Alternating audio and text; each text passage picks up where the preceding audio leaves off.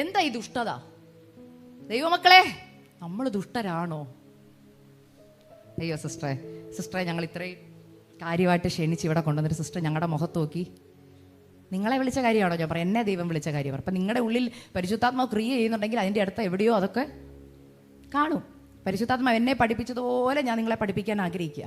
അന്ന് കർത്താവ് എന്നോടൊരു കാര്യം പറഞ്ഞു. Truth is like a surgery, lie is like a pain killer. പറയട്ടെ, സത്യം എപ്പോഴും സർജറി പോലെ വേദന എടുക്കും. സത്യ സുവിശേഷം വേദനിപ്പിക്കും. എന്നാൽ നുണ പെയിൻ കില്ലർ പോലെ. എന്ന് വെച്ചാൽ എന്നാ? ഒരു കാര്യത്തിന് ഭാരപ്പെട്ട് ചർച്ചിലോട്ട് വന്നു, നിന്റെ കാര്യത്തിന് വിടുതലായി, നീ സങ്കടപ്പെടണ്ട, തിരിച്ചു വെക്കോ, ദൈവം പ്രവർത്തിക്കും. പെയിൻ കില്ലറാ. എന്തോ പെയിൻ കില്ലറിന്റെ അർത്ഥം പറ? ട്യൂമർ അവിടെ തന്നെയുണ്ട്, രോഗകാരണം ഇപ്പോഴും ശരീരത്തിൽ തന്നെയുണ്ട്, പക്ഷെ അതിനെങ്ങനെ അമർച്ച ചെയ്ത് വെക്കുക. ചില ദൂതുകൾ അങ്ങനെ, ചിലർക്ക് അങ്ങനത്തെ മിനിസ്ട്രി ഇഷ്ടമാണ്. എന്താണെന്നറിയോ? നിന്നെ വാലല്ല, സോറി, എന്നെ ആ മിനിസ്ട്രിക്കല്ല ദൈവം വിളിച്ചത്. എന്നോട് പറഞ്ഞു സത്യം പറയാൻ പറഞ്ഞു, സത്യം പ്രസംഗിക്കാൻ പറഞ്ഞു. കാരണം എന്നെ ദൈവം ഏൽപ്പിച്ചപ്പോൾ എന്നോട് പറഞ്ഞു ക്യാൻസർ ട്യൂമേഴ്സിനെയൊക്കെ മുറിച്ച് കളയേണ്ടത്, ഇല്ലെങ്കിൽ പെയിൻ കില്ലർ കഴിച്ച് വേദന കുറച്ച് ദൈവമക്കൾ ജീവിക്കും. എന്ന് വെച്ചാൽ എന്നാ? വാലല്ല തലയാക്കുമെന്ന് എനിക്ക് പറയാൻ അറിയാം. നിങ്ങളെല്ലാവരും ഇവിടെ ആത്മാവിൽ ആരാധിക്കുന്ന ദൂത് പറയാൻ എനിക്കറിയാം. നിർത്താതെ ആരാധിക്കുന്ന ദൂത് എൻ്റെ കയ്യിലുണ്ട്. പക്ഷെ പറയാൻ പറ്റത്തില്ല, കാരണം ദൈവത്തിന് വിട്ടുകൊടുത്തത് കൊണ്ട് ദൈവം പറയുന്നതേ എനിക്ക് പറയാൻ പറ്റത്തുള്ളൂ. ഇല്ലെങ്കിൽ ദൈവത്തിന് പ്രസാദമല്ലാത്ത പ്രസംഗമായി മാറും. മനസ്സിലാവുന്നുണ്ടെന്ന് വിശ്വസിക്കുന്നു. പെയിൻ കില്ലർ എൻ്റെ കയ്യിലില്ല, പക്ഷെ ഇന്ന് എന്നെ ദൈവം വിട്ടത് ഒരു സർജറിക്ക് വേണ്ടിയാ. ആ സർജറി ചിലരുടെ ആത്മീക മണ്ഡലങ്ങളെ മാറ്റുന്നതാ ഇന്ന്. മനസ്സിലായെന്ന് വിശ്വസിക്കുകയാ. ആ സർജറി വീടിനെ പണിയുന്ന സർജറിയാ, നിങ്ങളുടെ കുടുംബ ബന്ധങ്ങളെ പണിയുന്ന സർജറിയാ, നിങ്ങളുടെ അടുത്ത തലമുറ ആത്മാവിലും സത്യത്തിലും ദൈവത്തെ ആരാധിക്കുന്ന ഒരു സർജറിയാ. ഞാൻ പെട്ടെന്ന് പറയുകയാ, എന്താ സകല ദുഷ്ടത? ഞാൻ ദൈവത്തോട് ചോദിച്ചു, കർത്താവേ ഞാൻ ദുഷ്ടയാണോ? ബൈബിളിൽ ദൈവം തന്നെ ദുഷ്ടൻ എന്ന് വിളിച്ചിരിക്കുന്ന ഒരു കാര്യമുണ്ട്. എബ്രായ ലേഖനം 4 വായിക്കണ്ട, എബ്രായ ലേഖനം 4 വീട്ടിൽ പോയി റെഫറൻസ് എഴുതിയെടുക്കുന്ന വീട്ടിൽ പോയി വായിച്ചോണം. അവിടെ 3-4 വായിക്കുമ്പോൾ 3-ാം അധ്യായത്തിൽ പറയുകയാ, അവിശ്വാസമുള്ള ദുഷ്ട ഹൃദയം നിങ്ങളിൽ ഉണ്ടാവരുത്. അപ്പൊ അവിശ്വാസം പാപമാണോ? ചിലർ എൻ്റെ അടുത്ത് പ്രാർത്ഥനാ വിഷയം പറയും സിസ്റ്ററെ ശക്തമായിട്ട് എനിക്ക് വിശ്വാസം വരാനൊന്ന്. പേര് പക്ഷെ എന്നാന്നറിയോ? പേരെന്തുവാ? പക്ഷെ വിശ്വാസം ഇല്ല. പെട്ടെന്നൊരു ഉദാഹരണം പറയട്ടെ. നമ്മുടെയൊക്കെ വീട്ടിൽ, നിങ്ങളുടെയൊക്കെ വീട്ടിൽ ഉറപ്പായിട്ടും കാണും, എൻ്റെ വീട്ടിലുണ്ട്. നമ്മുടെയൊക്കെ വീട്ടിൽ ഫ്രിഡ്ജിനകത്ത് ബൂസ്റ്റിൻ്റെ കുപ്പിയിരിപ്പുണ്ടോ? ഇല്ല. നിങ്ങൾ നല്ലവരാ. വേണ്ട, കിച്ചണിൽ മുളക് പൊടി മല്ലിപ്പൊടി ഏത് പാത്രത്തിലാണ് കിടക്കുന്നത്? ബൂസ്റ്റിൻ്റെ, ഹോർലിക്സിൻ്റെ, പിന്നെ നട്ട്സിൻ്റെ ഒക്കെ പാത്രത്തിലല്ലേ? പക്ഷെ ഇപ്പോഴും നമ്മൾ വിളിക്കുമ്പോൾ, എക്സാമ്പിൾ, ബൂസ്റ്റ് തീർന്നിട്ട് മാസങ്ങളായി, പക്ഷെ ഇപ്പം അതിനകത്ത് മുളക് പൊടിയാണ്. ഇപ്പം മക്കൾ കുക്ക് ചെയ്യാൻ കയറുമ്പോൾ പറയും, മമ്മി മുളക് പൊടി എവിടാ? അതാ ബൂസ്റ്റിന്റെ പാത്രത്തിലുണ്ട്. എന്തോ പറയുന്നേ? മുളക് പൊടി പാത്രത്തിലുണ്ടെന്നാണോ പറയുന്നേ? അല്ല, നമ്മൾ എന്തോ പറയുന്നേ? ബൂസ്റ്റിന്റെ പാത്രത്തിലുണ്ട്. കൊച്ചി എന്ന് ബൂസ്റ്റിന്റെ തുറക്കുമ്പോൾ എന്തോ ഇരിക്കുന്നത്? ബൂസ്റ്റ് ആണോ? ചില പിള്ളേർക്ക് അബദ്ധം പറ്റിയിട്ടുണ്ട്. എന്തായിരിക്കും? ബൂസ്റ്റ് ആണെന്നോർത്ത് കൈയിട്ട് പൊട്ടെന്ന് വായിലോട്ട് ഇടുമ്പോൾ എന്തായിരിക്കും? മുളക് പൊടിയായിരിക്കും. ചിലരുടെയൊക്കെ ബൂസ്റ്റ് പാത്രത്തിനകത്ത് അച്ചാറ് ഉപ്പിലിട്ടതൊക്കെ കാണും. അപ്പം ഞാൻ ഉദാഹരണം പറഞ്ഞത്, നമ്മുടെ പേര് വിശ്വാസിന്നാ, പക്ഷെ അകത്ത് വിശ്വാസമൊന്നുമില്ല. ഇന്ന് പലതും വേറെയൊക്കെയാണ്. വിശ്വാസി എന്ന് പേരുണ്ടെങ്കിൽ വിശ്വാസം പുറത്ത് വരണം, വിശ്വാസം പറയണം, വിശ്വാസം ഉണ്ടായിരിക്കണം. ഇവിടെ ബൈബിളിൽ കർത്താവ് പറയുക, അവിശ്വാസമുള്ള ദുഷ്ടഹൃദയം ഉണ്ടാകരുത്. ദൈവമക്കളെ, അവിശ്വാസം വലിയ പാപമാണ് കേട്ടോ. അവിശ്വാസമുള്ളവർ ദൈവരാജ്യത്തിൽ പോവോ? ചുമ്മാ ഇല്ലാന്ന് പറയല്ലേ. ഉണ്ട്, അവിശ്വാസി സ്വർഗത്തിൽ പോവോ? കാരണം എന്നെ ദൈവത്തെയും തമ്മിൽ കണക്ട് ചെയ്യുന്ന ഒറ്റ കാര്യം എന്തോ, ഞാൻ രക്ഷിക്കപ്പെട്ടത് ഏത് മൂല? വിശ്വാസത്താൽ. നീതീകരിക്കപ്പെട്ടത് ഏത് മൂല? വിശ്വാസത്താൽ. സ്വർഗത്തിൽ പോകുന്നത് ഏത് മൂലത്ത്? വിശ്വാസം. അപ്പൊ വിശ്വാസം കുറവാന്ന് പറഞ്ഞ അതിന്റെ അർത്ഥം എന്നാ? പോവോ? പോകത്തില്ല. അപ്പം എവിടെ എഴുതിയിരിക്കുന്നത്? വെളിപ്പാട് പുസ്തകം 21-ാം അധ്യായത്തിനകത്ത് സ്വർഗത്തിൽ പോകാത്ത നരകത്തിൽ പോകുന്ന കൂട്ടരുടെ പേരിനകത്ത്, ആ ലിസ്റ്റിനകത്തുണ്ട് അവിശ്വാസികളെന്ന്. അപ്പോൾ ഇച്ചിരി വിശ്വാസമേ ഉള്ളൂ ഈ വിഷയത്തിൽ ദൈവം പ്രവർത്തിക്കുന്ന, ഇച്ചിരി വിശ്വാസമുള്ളതെന്ന് പറഞ്ഞ് സ്വയം വിളിക്കണം എന്താണെന്ന്. ഞാൻ ശരിക്കും വിശ്വാസിയാണോ അവിശ്വാസിയാണോ? ആ മെസ്സേജ് അവിടെ നിർത്തുകയാണ്, അടുത്തതിലേക്ക് കയറുകയാണ്. ദുഷ്ടത. അപ്പം അവിശ്വാസമുള്ളവരെ ദൈവം ദുഷ്ടൻ എന്ന് വിളിക്കുന്നു. രണ്ടാമത്, നമ്മൾ ആരെയാണ് ശരിക്കും ദുഷ്ടൻ എന്ന് വിളിക്കുന്നത്? അത് എളുപ്പമുള്ള അർത്ഥം അങ്ങനെ പറയല്ലേ. എന്താ ശരിക്കും ദുഷ്ടത? അത് ഈ ഒരു 1-ാം ക്ലാസ്സിൽ പഠിക്കുന്ന പിള്ളേർ വരുന്ന ആൻസർ പോലെയുണ്ട്. ദുഷ്ടത ചെയ്യുന്നവരെ ദുഷ്ടൻ എന്ന് വിളിക്കുന്നു. അതെന്തല്ല ആൻസറാ? എന്താ ഈ ദുഷ്ടത? നിങ്ങൾ ആരെയാണ് ദുഷ്ടൻ എന്ന് വിളിക്കുന്നത്? ആൻറ്റി ആരെയായിരിക്കും ദുഷ്ടൻ എന്ന് വിളിക്കുന്നത്? അങ്ങനെയൊക്കെ പറയല്ലേ. ഒരു കാര്യം പറ, മക്കൾ പറ, ആരെയാ നമ്മൾ അയാൾ ഭയങ്കര ദുഷ്ടനാന്ന് പറഞ്ഞത് എന്തുകൊണ്ടാ? ഉറക്കപ്പറ. നമുക്ക് ഇഷ്ടപ്പെടാത്തവരെല്ലാം ദുഷ്ടനാ, അതൊരു കാറ്റഗറി കറക്റ്റാ.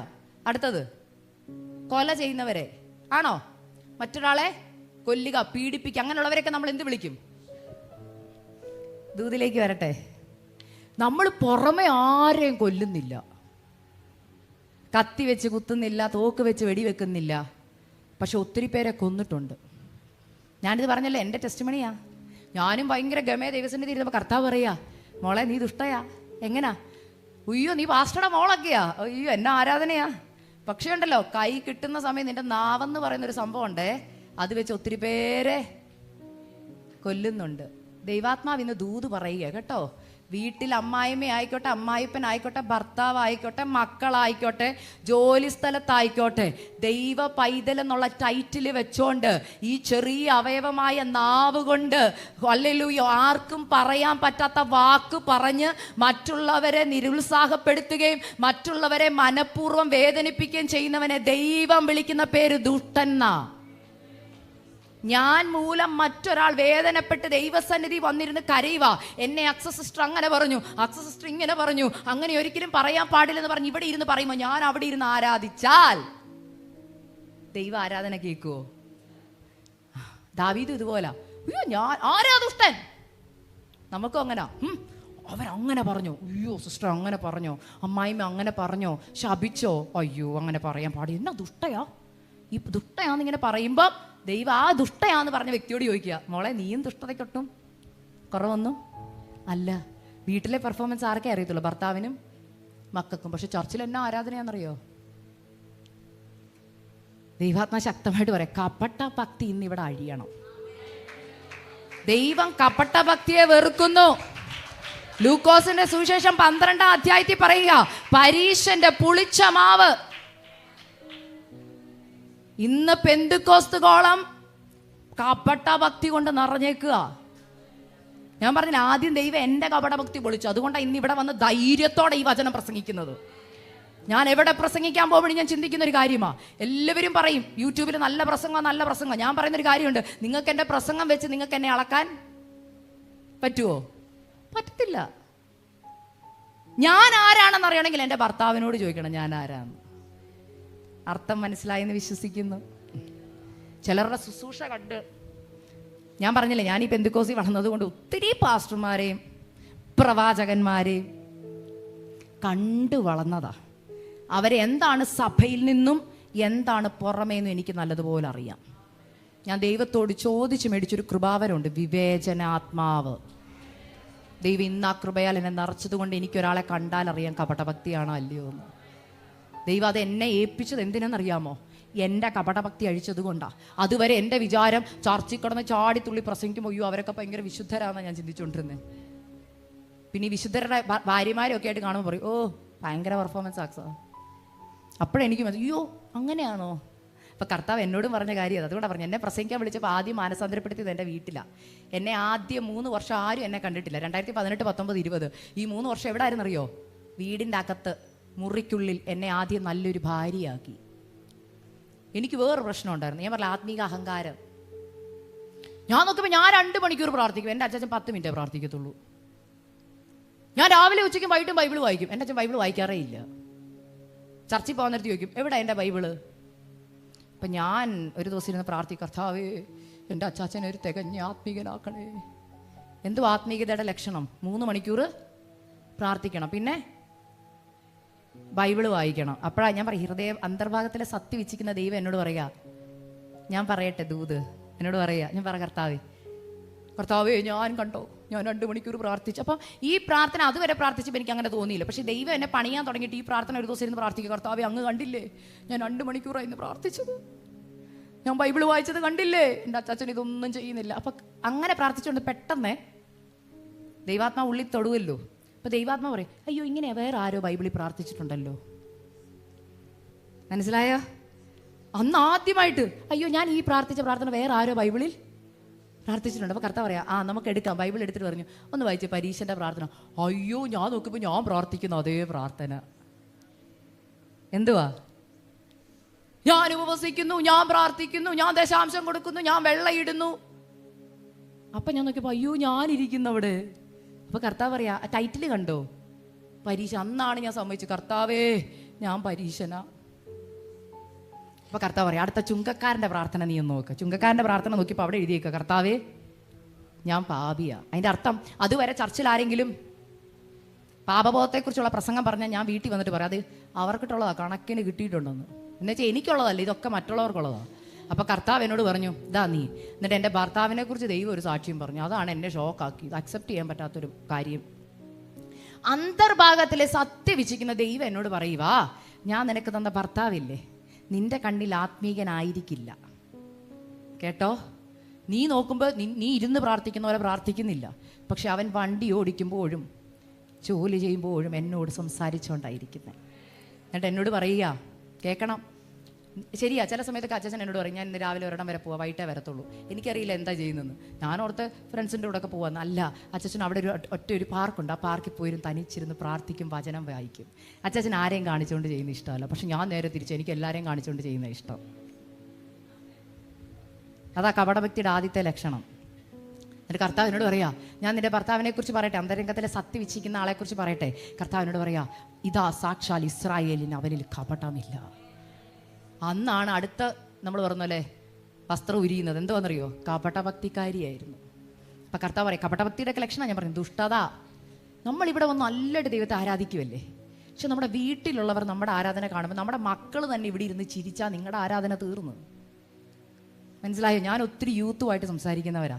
പല യൂത്തും എന്നോട് പറഞ്ഞൊരു കാര്യം, എൻ്റെ ചേച്ചി എൻ്റെ മമ്മിയുടെ പ്രാർത്ഥന കേട്ടാൽ ഇപ്പോൾ സ്വർഗ്ഗം ഇറങ്ങി വരുന്ന പോലെ, പക്ഷെ വീട്ടിൽ നിന്ന് വായിന്ന് പുറത്ത് വരുന്നത് കേട്ടാൽ ബാക്കി നിങ്ങൾ പൂരിപ്പിക്കണം. നമ്മൾ യഥാർത്ഥ ഭക്തരാണോ നമ്മുടെ മക്കളാണ് നമ്മളെക്കുറിച്ച് പറയേണ്ടത്. കാരണം ദൈവം പറയുന്നു, 2 വള്ളത്തെ കാലി ചവിട്ടുന്നത് ദൈവത്തിന് ഇഷ്ടമല്ല. എന്ന് വെച്ചാൽ ചർച്ച വരുമ്പോൾ വിശുദ്ധൻ, വീട്ടില് പറയുന്നത് മനസ്സിലായോ? ഇതൊക്കെ സ്വർഗം കണ്ടോണ്ടിരിക്കുകയാ. സ്വർഗത്തിൽ പോകുന്നു വിചാരിക്കരുത് കേട്ടോ. കപടഭക്തിക്കാർ ദൈവരാജ്യം അവകാശമാക്കത്തില്ല. എന്ന് വെച്ചാൽ എന്താ? അവര് റിയൽ അല്ലെന്ന്, ഒറിജിനൽ അല്ലെന്ന്. ഒറിജിനലിനെ കടത്തി വിടുന്ന പോലെ തീക്കകത്തൂടെ ശോധന ചെയ്യും നമ്മുടെ ആരാധനയും നമ്മുടെ പാട്ടും നമ്മുടെ പെർഫോമൻസും. ദുഷ്ടത. മറ്റുള്ളവരെ നമ്മുടെ വാക്കുകൊണ്ട് വേദനിപ്പിച്ചാൽ, നമുക്കെപ്പോഴും ദൈവസന്നിധി വരുമ്പോൾ ഏറ്റവും കൂടുതൽ നമ്മൾ പ്രാർത്ഥിക്കുന്നത്, കർത്താവേ അവരെന്നെ വേദനിപ്പിച്ചു. നമ്മൾ വേദനിപ്പിച്ചതിനെ കുറിച്ച് നമ്മൾ ചിന്തിക്കാറുണ്ടോ? ഞാൻ അങ്ങനെ ആയിരുന്നു. ഞാൻ എപ്പോൾ ദൈവസന്നിധി വന്നാലും, കർത്താവേ അവരെന്നോട് അങ്ങനെ പറഞ്ഞു, ഇവരെന്നോട് ഇങ്ങനെ പറഞ്ഞു, അങ്ങനെ ചെയ്തു, ഇങ്ങനെ ചെയ്തു. കർത്താവ് ഒരു ദിവസം അടുത്തിട്ട് പറയാം, ഇന്ന് ആ പ്രാർത്ഥന നിർത്തിയിട്ട് നീ വേദനിപ്പിച്ചവരുടെ ലിസ്റ്റ് നമുക്കൊന്ന് എടുക്കാം. അയ്യോ, ഞാൻ അവരുടെ ഗുണത്തിനല്ലേ പറഞ്ഞത്. അപ്പൊ കർത്താവ് ഗുണത്തിന് പറഞ്ഞത് എങ്ങനാ നെഞ്ചു പൊട്ടുന്ന പോലെ. അതിന്റെ റീസൺ ഞാൻ പറയാം. എൻ്റെ കാര്യം പറഞ്ഞാലല്ലേ നിങ്ങൾ വേറെയൊക്കെ വ്യാഖ്യാനിച്ചെടുക്കും. നാളെ വേറെ കഥയൊക്കെ പുറത്തു വരും. സത്യസന്ധമായിട്ട് പറയാം, ഞാനൊരു നഴ്സിംഗ് ടീച്ചറായിരുന്നു. അപ്പം ഞാൻ നഴ്സിംഗ് ടീച്ചറായിട്ട് പഠിപ്പിക്കുന്ന സമയത്ത് എൻ്റെ സ്റ്റുഡൻസിനോട് ഞാൻ ഭയങ്കര സ്ട്രിക്റ്റ് ആയിരുന്നു. സ്ട്രിക്റ്റ് എന്ന് പറഞ്ഞാൽ നമ്മൾ പറഞ്ഞു, 1 പറഞ്ഞ് 2ാമത്തേന് കേട്ടിട്ടുണ്ടോ? അതുപോലെ. അപ്പോൾ ഞാൻ എന്ത് ചെയ്യുന്നു, എൻ്റെ സ്റ്റുഡൻസിനോട് വഴക്ക് പറയുമ്പോൾ അവർക്ക് ഹേർട്ട് ആവണം. അതായത് പിന്നെ എന്നാലേ എന്ത് ചെയ്യത്തുള്ളൂ, ചില ടീച്ചർമാരൊക്കെ നമ്മളെ പറഞ്ഞു, നീ ഒന്നും ഗുണം പിടിക്കത്തില്ലെന്നൊക്കെ പറഞ്ഞ് ശപിക്കുന്ന ഓർമ്മയുണ്ടോ? നമുക്കത് വിഷമാവും അല്ലേ? പക്ഷേ ഞാൻ അന്ന് എൻ്റെ ജോലിയുടെ ഭാഗമായിട്ട് അവരെ വഴക്ക് പറയുന്നത്. പക്ഷെ വഴക്ക് പറയുമ്പോൾ ഉപയോഗിക്കുന്ന വാക്കുകൾ പലതും അവരുടെ ഹൃദയത്തെ എന്ത് ചെയ്യുക, തകർക്കുകയാ. അവരെന്നെ ചിരിച്ചു കാണിക്കുമ്പോൾ എൻ്റെ വിചാരം അവർക്ക് എന്നോടൊന്നും ഇല്ലെന്നാ. പോരാ നേരത്ത് സെൻഡ് ഓഫ് തന്നപ്പോൾ ഡയറി മിൽക്ക് കൊണ്ടുത്തന്നു, റോസാപ്പൂ കൊണ്ടുത്തന്നു, ഓട്ടോഗ്രാഫിൽ എഴുതിയൊക്കെ തന്നു. ഓ, എൻ്റെ എന്തൊരു സന്തോഷം. എൻ്റെ പിള്ളേർക്കൊക്കെ എന്നെ ജീവനാ. എൻ്റെ പപ്പ വന്നായിരുന്നു എന്നെ സെൻഡ് ഓഫിന് അവിടെ നിന്ന് കൂട്ടിക്കൊണ്ടുവരും. അപ്പോൾ പപ്പ എന്നോട് പറയും, എന്ത് ഫാൻസാണ് നിനക്ക്. അപ്പോൾ അപ്പത്തിന് ഇച്ചിരി കൂടെ കുറച്ചും കൂടെ അഹങ്കാരം. എന്നെ എല്ലാവർക്കും ഇഷ്ടമാണ്. നമുക്കൊക്കെ ആ ധാരണയുണ്ട് കേട്ടോ, നമ്മളെ എല്ലാവർക്കും ഇഷ്ടമാണ്. ചിരി കണ്ടിട്ടില്ലേ?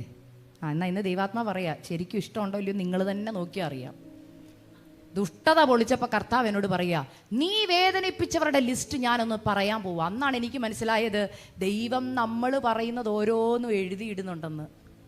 മറക്കല്ലേ, ബൈബിളിൽ പറയുന്നു, മനുഷ്യർ പറയുന്ന ഏത് നിസാര വാക്കിനും കണക്ക് കൊടുക്കേണ്ടി വരും. മക്കളെ, തമാശയാണെന്നും പറഞ്ഞ് കൂട്ടുകാരെ കളിയാക്കുമ്പോഴും ചെല്ലപ്പേര് വിളിക്കുമ്പോഴും നമ്മൾ കളിക്ക് ചെയ്യുന്നതാ. പക്ഷെ ദൈവം പറയുക കളി കാര്യമാ. നിങ്ങൾ പറയുന്ന ഏത് നിസ്സാര വാക്കിനും ദൈവസന്നിധിയിൽ കണക്ക് കൊടുക്കണം. എവിടെ എഴുതിയിരിക്കുന്നത്? മത്തായിയുടെ സുവിശേഷം 6-ാം അധ്യായത്തിൽ എഴുതിയിരിക്കുക, കൂട്ടുകാരനെ നിസ്സാര എന്ന് വിളിച്ചാൽ അഗ്നി നരകത്തിന് യോഗ്യനാകുന്നു. നിസ്സാര എന്ന് പറഞ്ഞാൽ എന്താ മക്കളെ? ഫൂൾ.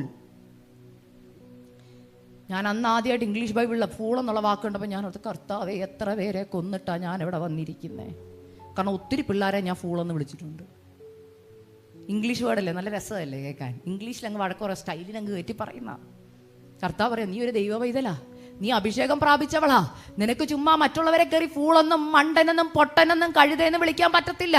നീ ഓരോന്നും പറയുമ്പോൾ ഞാൻ ഇതിവിടെ കുറിച്ചിടുന്നുണ്ടെന്ന്. അന്ന് ആദ്യമായിട്ട് ഇംഗ്ലീഷ് ബൈബിളിന്റെ മേളിൽ ഒരു ടൈറ്റിൽ കാണുക, ഡു നോട്ട് മർഡർ, കൊല ചെയ്യരുതെന്ന് പറഞ്ഞിട്ടാ ഈ വാക്യം കൊടുത്തേക്കുന്നത്. നമ്മുടെ മലയാളം ബൈബിൾ അങ്ങനെ അല്ലാത്തതുകൊണ്ടാണ് നമ്മൾ കൊല ചെയ്തുകൊണ്ടിരിക്കുന്നത്. എന്നാൽ ഇന്ന് ആ സത്യം ഞാൻ ദൈവാത്മാവി പറയുക കേട്ടോ. കൊല ചെയ്യരുതെന്ന് English Bible KJV NIV do not murder എന്ന് കൊടുത്തിട്ട് താഴോട്ട് കൊടുത്തിരിക്കുന്നത് എന്താണെന്നറിയോ? കൂട്ടുകാരനെ നിസ്സാര എന്ന് വിളിക്കുന്ന ഏവനും അഗ്നി നരകത്തിന് യോഗ്യൻ.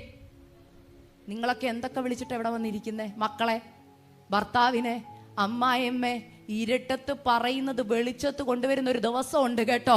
ഹല്ലേലൂയ. ദൈവം എന്നോട് ഇതൂത് ഇവിടെ പറയാൻ പറഞ്ഞത്, ഇന്ന് നാവിന് മാനസാന്തരം വരണം. ചെറിയ നാവ് വലിയ കാട് കത്തിക്കാൻ കഴിവുള്ളതാ. തമാശയാന്ന് പറയരുത് കേട്ടോ. അതെന്റെ വേദന കൊണ്ട് പറഞ്ഞതാന്ന് പറയരുത്. ദൈവം പറയാം, നിങ്ങൾ പറയുന്ന ഏത് നിസ്സാര വാക്കിന് ഞാൻ കണക്ക് ചോദിക്കും. മറ്റുള്ളവരെ വേദനിപ്പിച്ചിട്ട്, അത് മരുമകളാകാം, മക്കളാകാം, ഭർത്താവാകാം, നിങ്ങൾക്കറിയാം ആരെയാന്ന്. കൂട്ടുകാരായിരിക്കാം. കളിക്ക് മക്കളെ ചെല്ലപ്പേര് വിളിക്കരുത് കേട്ടോ. നമുക്ക് കൂട്ടുകാർക്കൊക്കെ ഓരോ കളിപ്പേരില്ലേ? ദൈവമക്കൾ വിളിക്കരുത്. അവർ വിളിക്കുന്നുണ്ടല്ലോ, ഞാനും വിളിച്ചോ. പക്ഷെ ഓരോ വിളിയും സ്വർഗത്തിൽ എഴുതുക. അത് വായിക്കണമെങ്കിൽ നിങ്ങൾ തന്നെ പോയി ബൈബിൾ വായിക്കണം. ഞാനിത് ഇമ്മ ഉണ്ടാക്കി പറയുന്നതാണെന്ന് അറിയണ്ടേ? നിങ്ങൾ പോയി വചനം നോക്കണം. മത്തായി 6, കൂട്ടുകാരനെ നിസ്സാരായ എന്ന് വെച്ചാൽ എന്നാ? ഒരുവന്റെ നിലവാരത്തിൽ നിന്ന് താഴ്ത്തി. ഇന്ന് ആൾക്കാർ ബോഡി ഷേമിങ് ചെയ്യുന്ന കാലമാണ് അല്ലേ? മെലിഞ്ഞിരിക്കുന്നവരെയും തടിയുള്ളവരെയും ഒക്കെ കളിയാക്കുമ്പോൾ ഓർക്കണം, നമ്മൾ തമാശയ്ക്ക് അവരെ കളിയാക്കുമ്പോൾ, അവരുടെ ഹൃദയം വേദനപ്പെടുമ്പോൾ ദൈവം പറയുക, ഞാനത് എഴുതി വെക്കും കേട്ടോ. ഹല്ലേലൂയ. നിങ്ങൾ വിധിക്കുന്ന വിധിയാൽ നിങ്ങളും വിധിക്കപ്പെടും. മറ്റുള്ള മക്കൾ നശിച്ചു പോകുമ്പോൾ മാതാപിതാക്കളെ കളിയാക്കുന്നവരെ ഞാൻ കണ്ടു, അവരുടെ വളർത്തൂണാന്ന്. നമുക്കും മക്കളുണ്ടെന്ന് ഓർക്കണേ. എൻ്റെ മമ്മി എപ്പോഴും ഞങ്ങളെ പറയുന്നൊരു വാക്കുണ്ട്, പഴുത്ത ഇല വീഴുന്ന കണ്ട് പച്ചില ചിരിക്കരുത്. ചിലർക്കൊണ്ട് വാക്കുകൊണ്ട് പറയാം, അവർക്കത് കിട്ടേണ്ടതായിരുന്നു.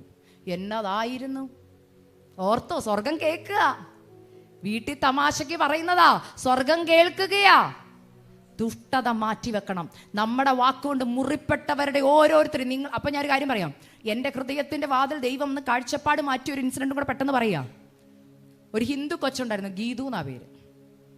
ഞാൻ അവളെ ഒരു കാര്യത്തിന് പിടിച്ചു, വഴക്കൊക്കെ പറഞ്ഞു, പണിഷ്മെൻറ്റും കൊടുത്തു. അങ്ങനെ പണിഷ്മെൻ്റൊക്കെ കൊടുത്ത് ഞാൻ മറന്നുപോയി. പക്ഷേ ദൈവം മറന്നില്ലെന്നുള്ളതിൻ്റെ തെളിവാണ് ഞാൻ പറഞ്ഞു. നമ്മൾ ഓർക്കും ദൈവമക്കളെ വേദനിപ്പിക്കുന്ന മാത്രമേ ദൈവം എഴുതി വെക്കത്തുള്ളൂ. അതാ പറഞ്ഞേ, ദൈവം എന്നെ പഠിപ്പിച്ചപ്പോഴാണ് കർത്താവ് ആരെന്ന് മനസ്സിലായത്. അവിടെ ദൈവം എന്നോട് പറയുക, ഞാൻ പറഞ്ഞില്ലേ, ഞാൻ മുറിപ്പെടുത്തിയവരുടെ ലിസ്റ്റ് ദൈവാത്മാവ് എനിക്ക് നൽകി തന്നത് കേട്ടോ. നമുക്കറിയത്തില്ല ദൈവത്തോട് പറഞ്ഞ എന്നെ ഓർപ്പിക്കാൻ. ദൈവം എന്നെ ഓർപ്പിച്ചു, ഒരു ബുക്ക് എടുപ്പിച്ചു. ഞാൻ വേദനിപ്പിച്ചവരുടെ ഓരോരുത്തരുടെയും പേര് ദൈവം വെളിപ്പെടുത്തി തന്നു. എന്നെ വേദനിപ്പിച്ചവരുടെ പേര് ഞാൻ അങ്ങോട്ട് പറഞ്ഞപ്പോൾ ദൈവം പറയും, നീയും വേദനിപ്പിച്ചിട്ടുണ്ട്. ഞാൻ നോക്കിയപ്പോൾ ഞാൻ വേദനിപ്പിച്ചവരാ കൂടുതൽ. അതിനകത്തൊരു പേരെ ഗീതു. അപ്പം ഞാൻ ഓർത്തു, ഈ കൊച്ചിൻ്റെയൊക്കെ കർത്താവ് എങ്ങനെയാണ് കേൾക്കുന്നത്? അത് കൊച്ചു ഹിന്ദു അല്ലേ? ദൈവാത്മ അന്ന് എനിക്ക് കൊച്ചിൻ്റെ നമ്പറില്ല. ദൈവാത്മ എന്നോട് പറഞ്ഞു ഫേസ്ബുക്കിൽ പോയി മെസ്സേജ് ഇടാൻ. ഞാൻ മെസ്സഞ്ചർ എടുത്ത് ഗീതുവിനെ തപ്പിപ്പിടിച്ച് മെസ്സേജ് ഇട്ട്, ഹായ് മോളെ, എന്നെ ഓർക്കുന്നുണ്ടോ? അപ്പോൾ കൊച്ചിൻ്റെ റിപ്ലൈ, ഞങ്ങളവിടെ രാത്രി അയച്ചു, ഇവിടെ രാവിലെ മെസ്സേജ് വരുന്നത്. അപ്പോൾ മോൾ എനിക്ക് റിപ്ലൈ ഇട്ടിക്കുക, അയ്യോ മറന്നിട്ടില്ല.